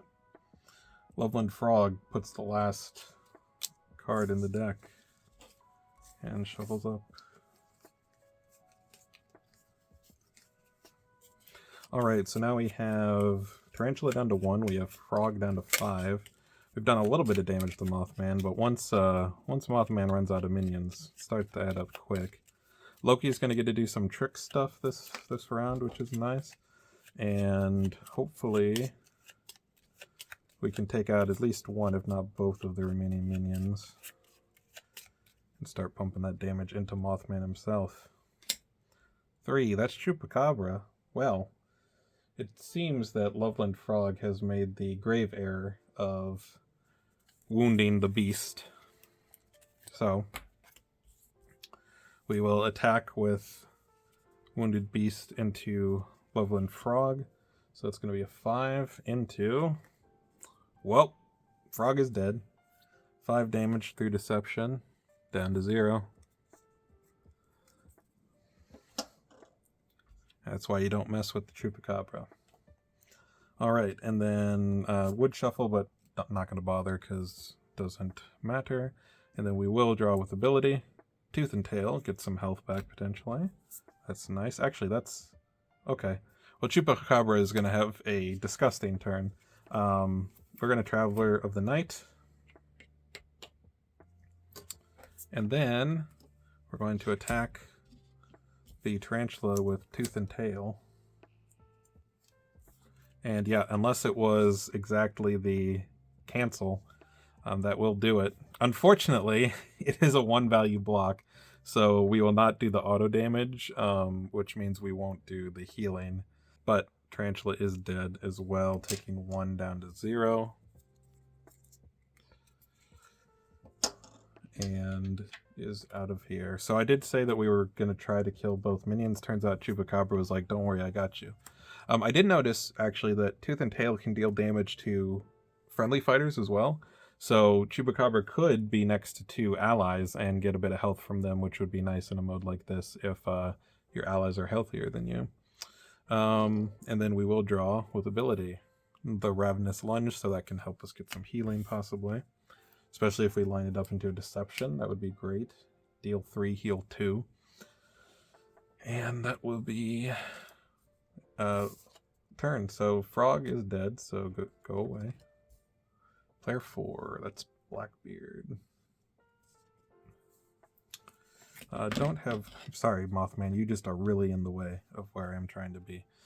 We don't have much for Blackbeard at the moment. Could gain an action with the doubloon, but I don't really see a reason to, since... well, we could do it and then draw a bunch of cards with the bridge and go from there. Maybe that's fine. I think I'd rather wait till I have a turn where I can do a bunch of stuff guaranteed. Yeah, I think I'll still wait, so let's go ahead and maneuver. Fearsome and Calculating, that's the look at the hand and discard one. Not super useful here, so we'll go here and here, and then we'll discard Fearsome and Calculating to draw 2 for the drawbridge. So got another No Pray, No Pay, and a Queen Anne's Revenge. We still have 2 turns. We can clear here if we need to with Pandora, because Pandora can actually get anywhere we want. If it's the Unimaginable Terror, we do 3 damage over, and Mothman's not adjacent to anyone, so it's a good time for that. And there's more of those than Visage. Screw it. Throw the 7 at him. We could try to guarantee it with this bridge instead of the drawbridge, but we needed the cards, and we wanted to have had that to attack with if we didn't drawbridge, I suppose. So let's go ahead and smack. Hey, let's go. Not quite as good as Deception, but the next best thing. Cancel doesn't matter. So 5 damage to Mothman, down to 31. Let's see if Blackbeard can just solo a 40 health Mothman. Probably not, but, you know, it'd be funny. And then we did not gain an action with the doubloon spent, so we are done with Blackbeard. Player 2, that's going to be Loki. Okay. A lot of stuff that I can't use right now. Although, these are good against Mothman. I did talk about that earlier, and the point still stands. Let's go ahead and maneuver. Looking for trouble is also nice. If we hit the Visage, we can basically re-roll it.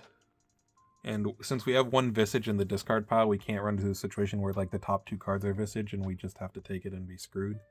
So, we could attack with that. However, I think I want to use the Levatian. Let's attack with that.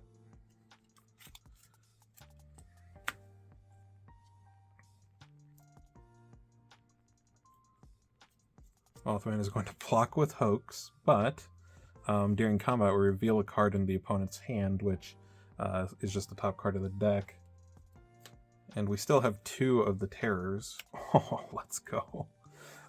So, Terror is a 4 boost, so this is going to be a 6 value attack into Deception for 6 damage.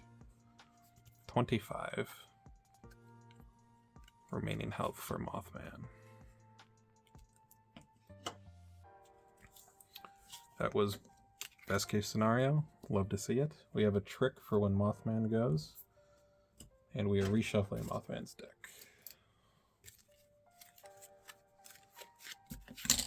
Sorry, Mothman. I really want you out of here, apparently. And the Battle Legends 3 fighters are doing their best to make that happen. There you go. Alright. Frog is dead. Get him out of here. Player 1. Alright. Time to spin the wheel.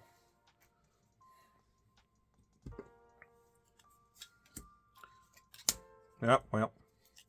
No more spinning of that wheel this turn. 2 damage. And then there was no one to deal 1 damage to since Mothman was not adjacent. Alright, Mothman has not put any Doom out, which is a little unfortunate, because I would have loved to clear it on Pandora's turn. But I suppose we can set up for what Mothman will attack with, so we'll maneuver. New card.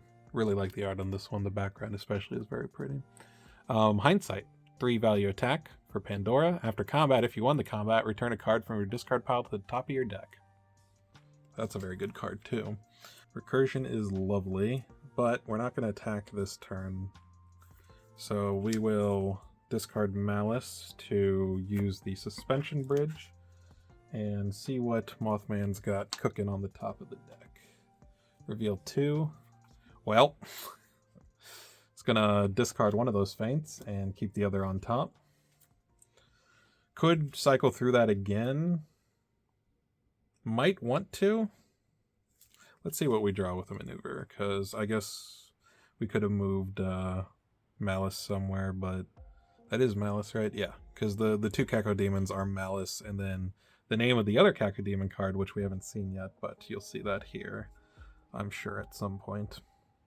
And any cards that we don't see during the game, I'll go through the decks and see them after. We could send Malice to do the drawbridge. Who needs cards? Funnily enough, Chupacabra only has 2 cards. Chupacabra is finally in the spot where they could use the drawbridge. And Loki's at 4, Blackbeard's at 3. So yeah, let's go ahead and maneuver. Another Guided by the Fates, very nice. Yeah, we'll send Malice over to the drawbridge, and then honestly I don't think I need the Forged by Hephaestus right now, because I can kind of get wherever I need to go, especially with a big boost like this if absolutely necessary. Could also boost with the Raiments. Yeah, so we'll discard Forged and we'll let Chupacabra draw 2 cards. We got a Feint and a new card, Feeding. This one it matches the health dial, which is cool. But this is Feeding, a 4 value attack. After combat, if Chupacabra has 7 or less health, gain 1 action and it recovers 1 health. Very strong attack.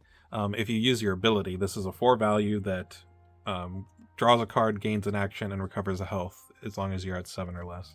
So this is another way to get a little bit of healing to kind of teeter on that edge of you want to be damaged but not dying, and getting benefits from being lower health. All right, I believe that is it for Pandora. We could move Pandora herself, but I think she's good there for now, so let's go ahead and shuffle everything back. You don't want to completely surround Mothman if you can avoid it, because the unimaginable terrors put a bunch of doom out on the board if you have a bunch of fighters next to Mothman.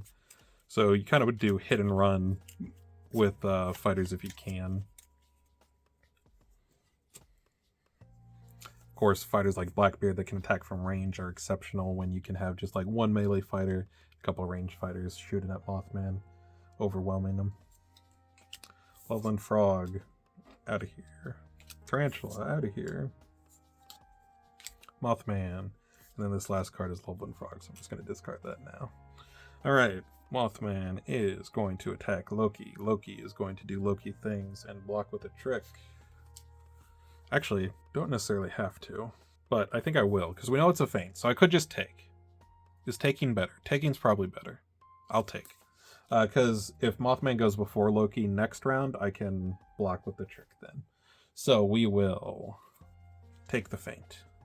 2 damage to Loki, down to 14. Loki's going to be our support/tank this game. Just doing all sorts of stuff, messing with the enemies and then eating hits, healing up. Just being a general annoyance, which I feel fits very well with their character.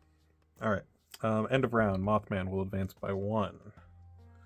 And then we will shuffle and make a new round. It's getting real thin for the initiative deck. And we outnumber Mothman 4-1 now, so let's try and finish this out.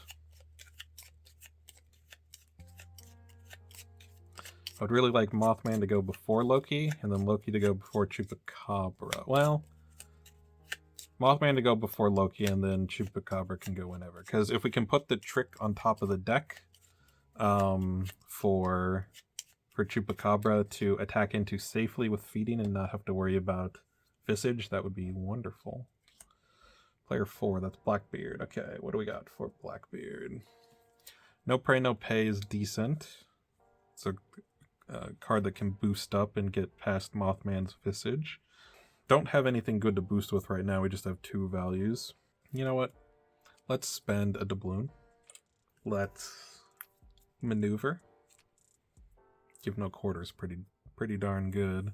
I don't actually think we're going to activate the drawbridge. Let's go ahead and ditch Parlay to activate the suspension bridge.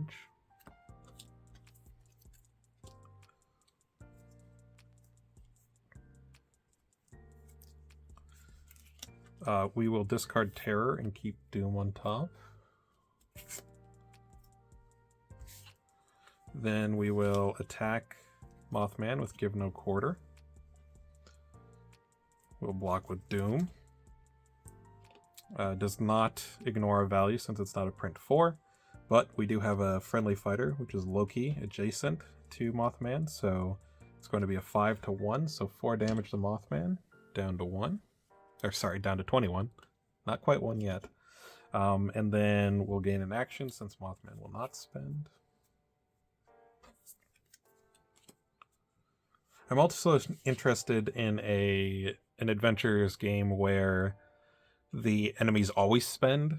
So like you can do more of the action gaining, but you have to play around like when your effects might get negated. That seems like an interesting alternate way to play Blackbeard in this mode as well. Let's go ahead and play Scourge of the Seven Seas. So Blackbeard recovers 2 health. We're full, so it doesn't matter. Summon a Sea Dog. So any space? Yes, any space. Let's just put them up here by the heal bridge. And then gain an action. We have maneuvered and attacked, but we gained an action off of our attack, and we gained an action by spending a doubloon at the start of turn, so we still have 2 actions. So now we will maneuver. This is a cool one. A brace of primed pistols. Blackbeard 2 value attack. After combat, deal 3 damage to an opposing fighter in Blackbeard's zone unless they spend 2 doubloons. So I was going to ditch one of these to the drawbridge, And I was probably going to ditch whatever I drew into, but this is better than this because this is a guaranteed 3 damage, whereas this is like only if I have a good boost. Now this does draw me a card, but we're by the drawbridge, so that doesn't matter as much. I'm going to discard No Pray, No Pay to choose someone to draw until they have 4, which is going to be Blackbeard himself. He's going to draw 3 cards, which are all schemes. Not exactly what I wanted to see, but we've got Plunder. So Blackbeard's scheme, move each of your fighters up to 3 spaces. They may move through opposing fighters, steal 1 doubloon from the treasury. So this is a way for you to get the doubloons back if your opponent's holding on to them, which, given the rules of adventures, they are holding on to them. So I can get some of my doubloons back to use my actions and whatnot. Got 2 of those, and then we got another Scourge of the Seven Seas. So, with a very ketchup and mustard hand, we will attack Mothman with a brace of primed pistols. And Mothman will block with Overwhelming Dread. Just going to be a 2-2, but that is enough to full block the actual damage. Then, oh man, Mothman has foiled me. Mothman's going to move here. Yep, it could also be up here, but it's still not in my zone. So unfortunately, Mothman has foiled me. Despite not spending doubloons, Mothman has warped out of Blackbeard's zone, and this has to deal damage to an opposing fighter in Blackbeard's zone. So because we weren't here, we will not be able to do that 3 damage to Mothman, and I will curse Mothman for everything I'm worth. Alright, he's hoarding all of our doubloons. He's warping away. Not a good time. Alright. Ooh, good time though. Wheel. Alright. Hope. Well, it's not exactly what we want to see. Hey, but that's what we want to see. We want to see no feathers. So we could move, we can move a space. I actually think I will, because if I move here, I can maneuver to Mothman now. I can't move onto the web. I guess I could have gone through the Sea Dog, because if you can't stop on the web if another fighter's there, so you can move through friendly fighters. So I could still move either way. But we'll go around this way, just so we are getting closer to Mothman either way. Greed, draw a card. Love that. Got another Malice. Ah, Misfortune. Come on. I wanted Toil. Toil and Woe, and we would have had a 1, 2, 3, 4, 5, 6, 9 value Hera's Curiosity. Unfortunately, we're taking 4 to the face, but who cares about that? We're Pandora. We'll live forever. Alright. So this is a 7 value Curiosity. Still pretty good. Still probably good enough. The feints are gone. Screw it. Maneuver. Ooh, there's Divine Intervention. This was one of the ones that Angel revealed in his RPG Maker game. If you have not seen that, Angel K did a wonderful job with it. Did a whole video game, basically, for the Battle Legends Volume 3 reveals that he had.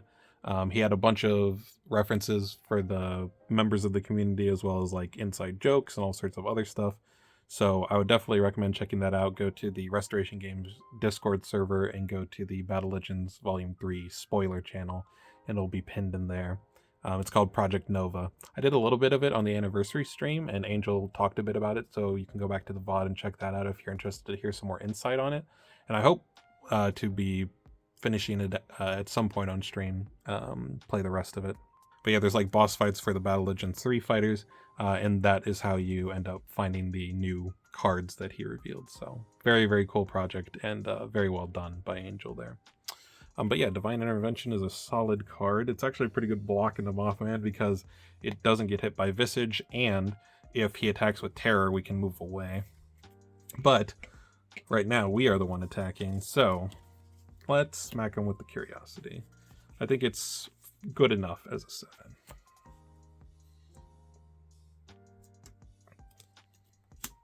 Overwhelming Dread. So that is going to still be a 2 value, so that is going to be a 7 to a 2, so 5 damage. Mothman down to 16.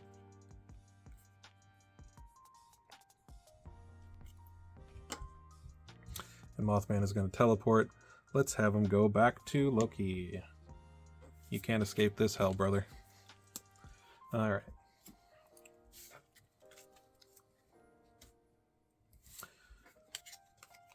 Back in the box.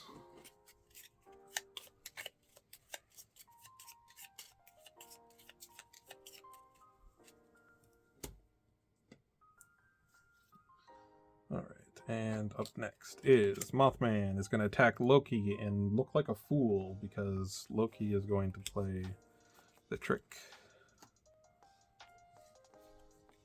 Hoax. Okay, so this will actually go on the top of the deck still because the shuffle happens when this goes to the discard, which is before the ability happens, because this is after you attack, or sorry, after you play a trick. So it's the same timing as like Shakespeare's line, which is after all after combats and after the cards go to the discard pile. I think. That's how I'm going to play it. It would be really funny to just get this shuffled into a random spot in Mothman's deck, but I think it's just simplest to do it that way. So I'll get shuffled in. Mothman had a -3 value.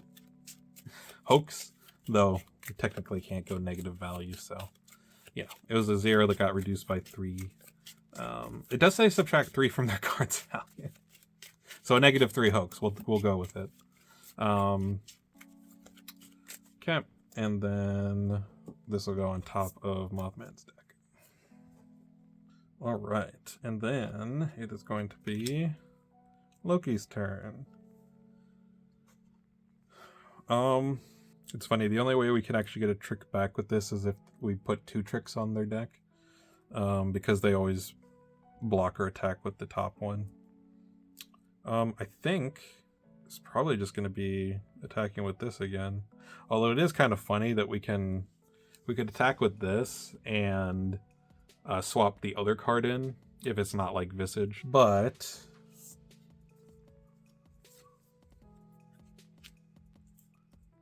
let's attack with this. So gonna block with the trick. We're going to reveal the top card. Let's go. It is Terror once again. So it's going to be a 6 to a 3. So 3 damage to Mothman. Mothman down to 13. And then that goes back on top. And then after combat, Loki returns the top card of their discard pile to their hand, which is another Leviathan. So that one goes to the discard. This one goes to the discard. And then that will be Loki's turn. And Chupacabra. So we've got some decent stuff. However, we can't reach Mothman without a boost. I'm not opposed to boosting, but I actually really like the idea that before this bridge is destroyed, which won't be this turn, but it will be next turn, I like trying to get some healing out of it. So let's maneuver. Chupacabra has done so much work on the minions. We'll give it time to rest. Ooh, ambush. Maybe this has changed my plans entirely. We know that Unimaginable Terror is on the top of the deck. Man, if we had a More They Struggle right now, we'd be able to get 3 guaranteed damage. So this, it's actually difficult. So this won't go into a Visage, but it is a Terror, which means both Loki and Chupacabra would take a damage, and then 2 Doom would get placed here, and then we'd advance this turn. So we actually really don't want to do that. So fortunately, seeing the top card from Leviathan is really nice. I'm going to pronounce that name different every time. I'll promise that I'll look it up and be able to pronounce it in the future, but it's got the weird AE. I mean, that's like, I don't even know if it's ether or aether. Like, people call it different things. I don't know. All right, so we'll go there. I actually think that feeding is not great.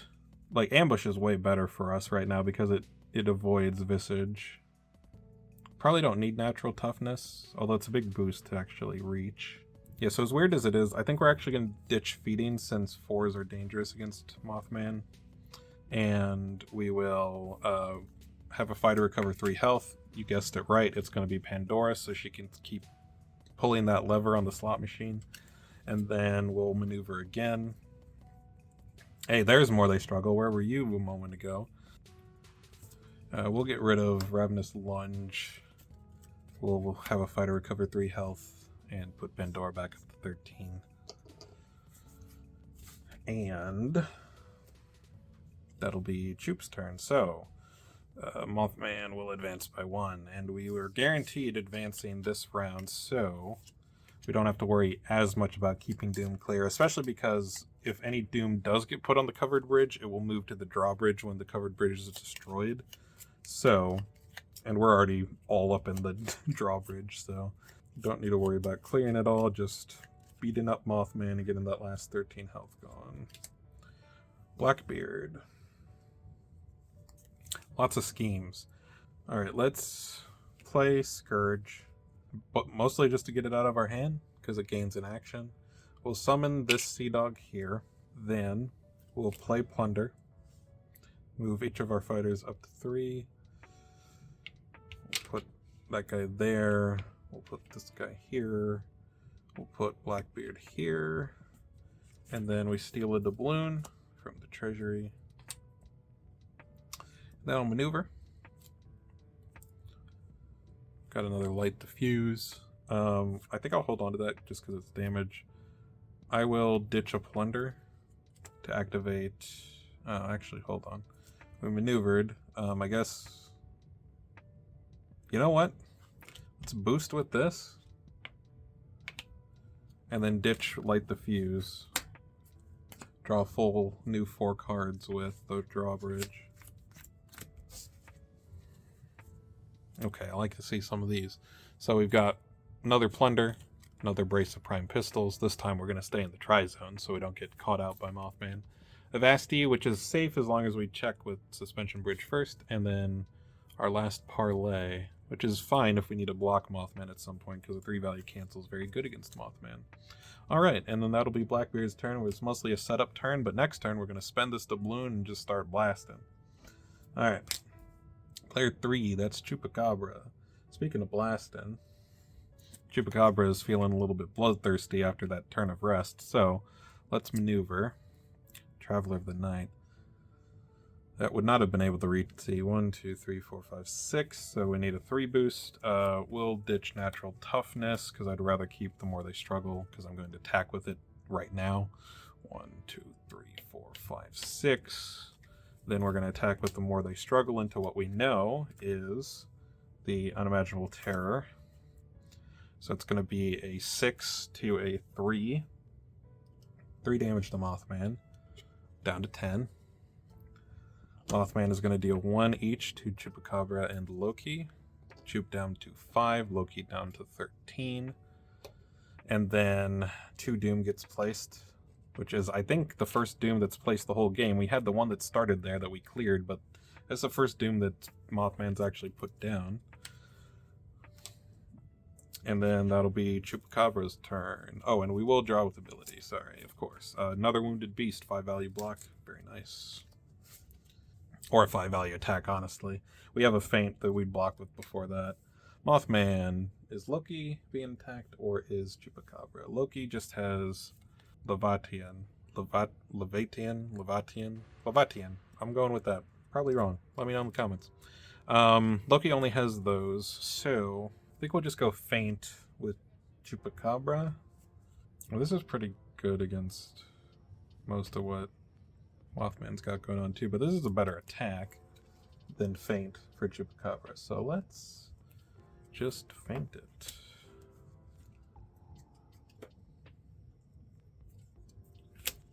I've been bamboozled. Although I don't take 2 and Chupacabra's pretty low, so that's fine. Feint to feint, no damage. It's a wash. I'd rather have that feint on offense than coming in later and messing us up. I guess the Loki one would have given us info on what the next card was, but not actually if it's a feint that attacks with. So it worked out exactly as planned. Totally calculated. Speaking of calculated, we are going to spin the wheel. Hope. Whoa. In our zone. Let's summon one there. Misfortune. It's confusion. Oh, it is confusion.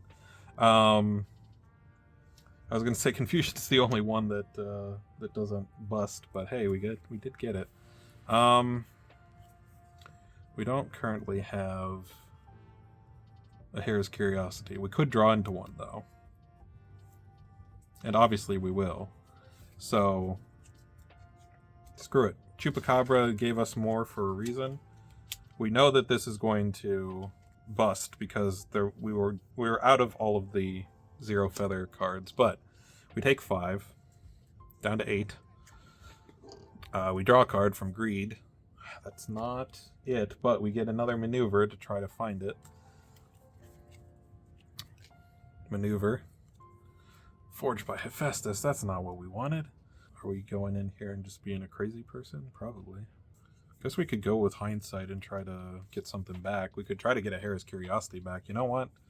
So let's see. We maneuvered 1, 2, 3, 4. 2 boost. Malice. 2, 3, 4. Take that, Mothman. Block with a Visage or a Deception. So it's going to be 3 to 3. No damage. No recursion. It's very sad. Then everyone's going to take 1. It's going to be 1. It's going to be 1. Chup down to 4. Loki down to 12. Pandora down to 7. And we are unleashing all of the doom upon the world, which, you know what? It feels like it's fitting. This goes away. And then all of these get shuffled back in. It's fine. It's fine. Everything's fine. We don't care about the doom this turn. We want to start cleaning it next turn, but hey, that just means we get to use the drawbridge a bunch. I see no problems here. Loki could also go and do the heal bridge a couple times if we wanted to do that, but that sounds like what a coward would do. And Loki is no coward. Let's go ahead and attack with that. Visage is great. Then we reveal for this. Ooh, don't mind if I do. So that's going to be a 3 boost. So 5 to 1. So 4. Mothman down to 6.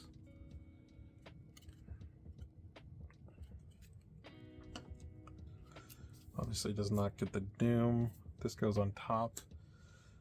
So this is interesting. If we attack with the looking for trouble, we know we can keep the deception there and get 4 damage through. However, if we attack Velvetian and we hit a terror on the reveal for the boost, we kill. Now, what are the downsides to this, you might ask? Well, technically nothing, but we won't get to see Chupacabra use a wounded beast or an ambush. We won't get to see Blackbeard start just blasting. We won't get to see Pandora obviously top deck the Hare's Curiosity and get a 9 value Curiosity. But, come on, Loki wants all the glory. Loki is going to attack. Mothman is going to block with Hoax. And the boost. Drum roll, please. Unimaginable Terror, and that will be a 6 value to Mothman 0, taking Mothman down to 0 and defeating Mothman. Loki topples the Moth and gets all of the credit for, of course, being the most valuable player. No one else did as much work as Loki. In fact, it was basically like the other heroes weren't even here. We didn't have a single bridge destroyed, and it was all because of the benevolence and glory of the one and only Loki. Deal with it, because you know it's true.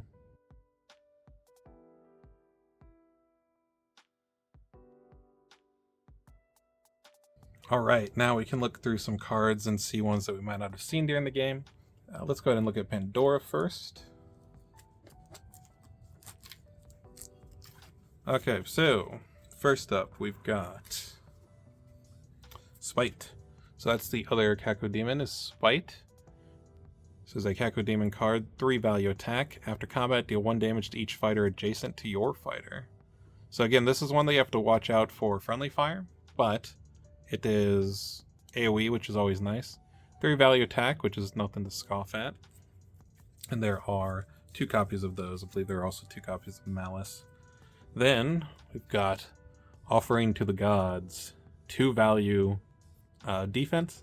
During combat, you may boost this card. After combat, if you won the combat, deal 2 damage to the opposing fighter. So as you saw, Pandora has some pretty good boost values. I mean, even stuff like Spite and Malice, if you don't have any Cacodemons on the board and have more valuable Pandora cards that you want to hold on to, this makes it a 4 value defense, which is already solid and can win a lot of the times. But you also have some 3 boosts and also a 4 boost in Hera's Curiosity. Now, you probably don't want to throw away a Hera's Curiosity to this, but in a pinch, you could full block a log and deal 2 back to Bigfoot, so that is something to keep in mind. 2 copies of that. And then, Zeus's Mischief. So this is another one of the gifts from the gods. And of course, Mischief would fit very well with Zeus. Might also fit in Loki's deck, to be fair. But yes, so this is a scheme. Draw 1 card for each revealed misery. Move an opposing fighter up to 1 space. Gain 1 action. So, 4 or 5 miseries is possible without taking any damage. So this could just be a crazy amount of draw. You're almost always going to have 2 miseries. You can always do 2 miseries, even if you hit Misfortune into one of the other feathers. So, at the very least, this can draw 2, gain an action. But it can do a lot more than that, potentially get a huge swing in hand size. You also have Forged by Hephaestus to warp to your opponent, draw a bunch of cards, and then go from there. Or maybe draw into Hephaestus, then warp, double attack, etc. So you can do some crazy stuff with that. And this is the full sendiest of the full send cards. So I'm disappointed we didn't see it in this game, especially because this is amazing in Adventures particularly. But hey, that's something we'll have to keep in mind for next time. So those are the remaining Pandora cards that we did not see during the game. Very cool fighter. I cannot wait to play her more. I cannot wait to have her on Full Send Friday. She is basically, if you handcrafted a character that is everything that I've loved about Unmatched over the last year and a half or so, is Pandora. So I cannot wait to play her more in many different environments. And she's by far my favorite of this set and is probably one of my top fighters in the game now, even before playing her a ton. So cannot wait to see what she entails, and maybe what some of the craziness entails even in competitive play as well. I cannot wait to have her on stream for the first time during a host. Very much looking forward to that. Next, we've got Loki. So for Loki, we've got another trick here, which is one that was revealed during the reveal season. This is Baldur's Downfall, 4 value attack. If Loki played it, after combat, draw a card. If someone other than Loki played it, after combat, deal 2 damage to your hero. So, 4 value attack that draws a card, very solid. And then when your opponent plays it, it is a 4 value attack, so it's like the best trick as far as value that you're giving them, because most of the others are like 2s and 3s, but it is a 4 that deals 2 back to them, so kind of like Program to Kill in Winter Soldier's deck, which is not a good card. However, it always does 2 damage, not just if you win. So yeah, very cool trick, something that you can use some of your other tools in Loki to mitigate the fact you're giving them a 4, and it's a 4 they don't really want to play in the first place. Though you do have to be careful about giving this to heroes who can boost their values, like Achilles, Moon Knight, Alice, because giving them an extra 6, now that starts to get a bit spooky. But very cool card. Love the art as well. 3 copies of that. And then the last card that we didn't see during the game is God of Mischief, which is probably the funniest and my favorite art in the deck. We've got a 2 value versatile here. Immediately, if your opponent played a trick, ignore that card's value. Otherwise, cancel all effects on your opponent's card. So, this is actually a way to mitigate Baldur's Downfall, because if you play God of Mischief when you think or know that they're playing this trick, then not only are you going to not take any damage, but you're going to have them take 2 damage as well. You can also ignore any of the other tricks you give them, though this is the most significant one. And then if they're not playing a trick, which you'll know whether they are and they're not, it's just a feint, 2 value cancel, so 3 copies of that. And rounding out Loki's deck. Loki's probably the most like mechanically interesting. I mean, Pandora with the box is just fun and crazy. But I think Loki is the one that I'm most curious about exploring more, like in a bunch of different matchups and seeing how the tricks work. We didn't get to fully see the power of the tricks in this because of the way that it worked with the Adventures deck, but playing it against an actual opponent and having to have them weigh whether they hold extra cards to give you extra movement and shenanigans with this or stuff like Ragnarok, or if they play them out, accept the downsides, but then open themselves up to other shenanigans. Loki is very cool design. Gary M in the Discord, for anyone who knows, is the one who did the design for him way back when, and seeing it finally in print, seeing the amazing artwork, and just seeing the embodiment of the character is really cool. So Loki, fantastic. Can't wait to play more of them either. Then let's look at Chupacabra. Chupacabra, we actually did see all the cards, so we've got like another copy of Ambush, we've got some more of the schemes, more they struggle, some feedings, another Wounded Beast, Natural Toughness, Blood in the Air. So we did see all the cards for Chupacabra, but as you saw, very aggressive fighter, if you want to be. Can keep in and brawl and keep hand size. I hardly maneuvered for most of that game because we were over here brawling with the frog for a bit, was fighting with some of the other minions. We had Traveler of the Night to move in and do a bunch of attacks. Didn't maneuver all that many times with Chupacabra, was constantly like able to keep playing cards, and only did the drawbridge for them once. So did not have issues keeping cards up. Can be just brawling with the best of them. Probably the most consistent brawler, in my opinion, other than Siri with a unicorn ally. But yeah, really cool fighter. Kind of the most like straightforward as far as ability goes, and not anything too crazy with the effects, but some interesting health juggling for some of your effects, and some big mind games with the opponent between stuff like Blood in the Air and More They Struggle, Wounded Beast, etc. So really cool fighter. Love the style of the art. The artist who did Chupacabra has actually done some Star Wars Unlimited cards as well. So cool seeing their style in this game, because I do really like a lot of cards that they've done for Suwu as well. And then finally, we've got Blackbeard. We only had 4 cards left in deck for Blackbeard. I was drawing like a maniac, mostly with the drawbridge and gaining the extra actions, so we got some extra maneuvers and stuff. So not too many cards left. I don't think there were any that we didn't see yet. So there was another copy of the Show Leg, which we did not play because it got discarded off the top of our deck. And then another copy of Visage, another Give No Quarter, because there's 3 of these, which is quite strong. Then another No Pray, No Pay. But yeah, Blackbeard also didn't get fully shown off in this because the doubloons are not getting spent to stop the effects. So Blackbeard's quite strong in Adventures, given that the villains and minions do not spend doubloons, because you just get all of your cards at full effect. Kind of like Little Red, if she gets all of her effects off by matching symbols, she's very much above average as far as power level goes. It feels like Blackbeard's similar. But against an actual opponent, of course, you'll have to weigh, they'll have to weigh spending and not, and then they're going to try to be dealing combat damage to you, which is something we're able to avoid in the co-op mode, to try and keep your doubloons in check. It'll also be very interesting to see Blackbeard in multiplayer, whether it be 2v2 or free-for-all. Free-for-all especially because one of your opponents can spend doubloons to stop maybe your effects on when you're blocking, but then when you go to attack, there's no doubloons in the treasury anymore.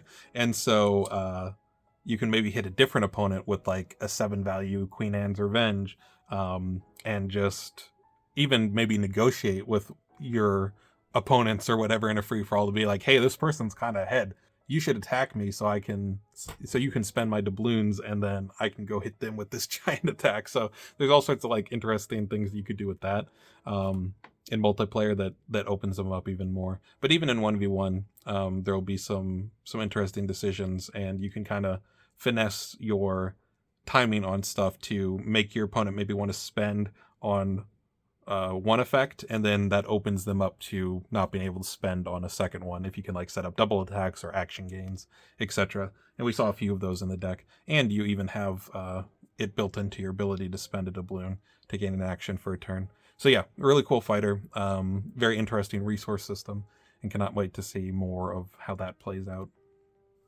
And then finally, let's look at the map, since we obviously did not play on it given we were doing adventures, but this is one side. This is Venice. Nothing too fancy as far as mechanics go, but we see some funky connections. We see some of the connections going underneath and over each other, like we see in like the bronze for the Buffy set. Pretty interesting zone layout. We see a good mix of single zones and tri-zones, dual zones.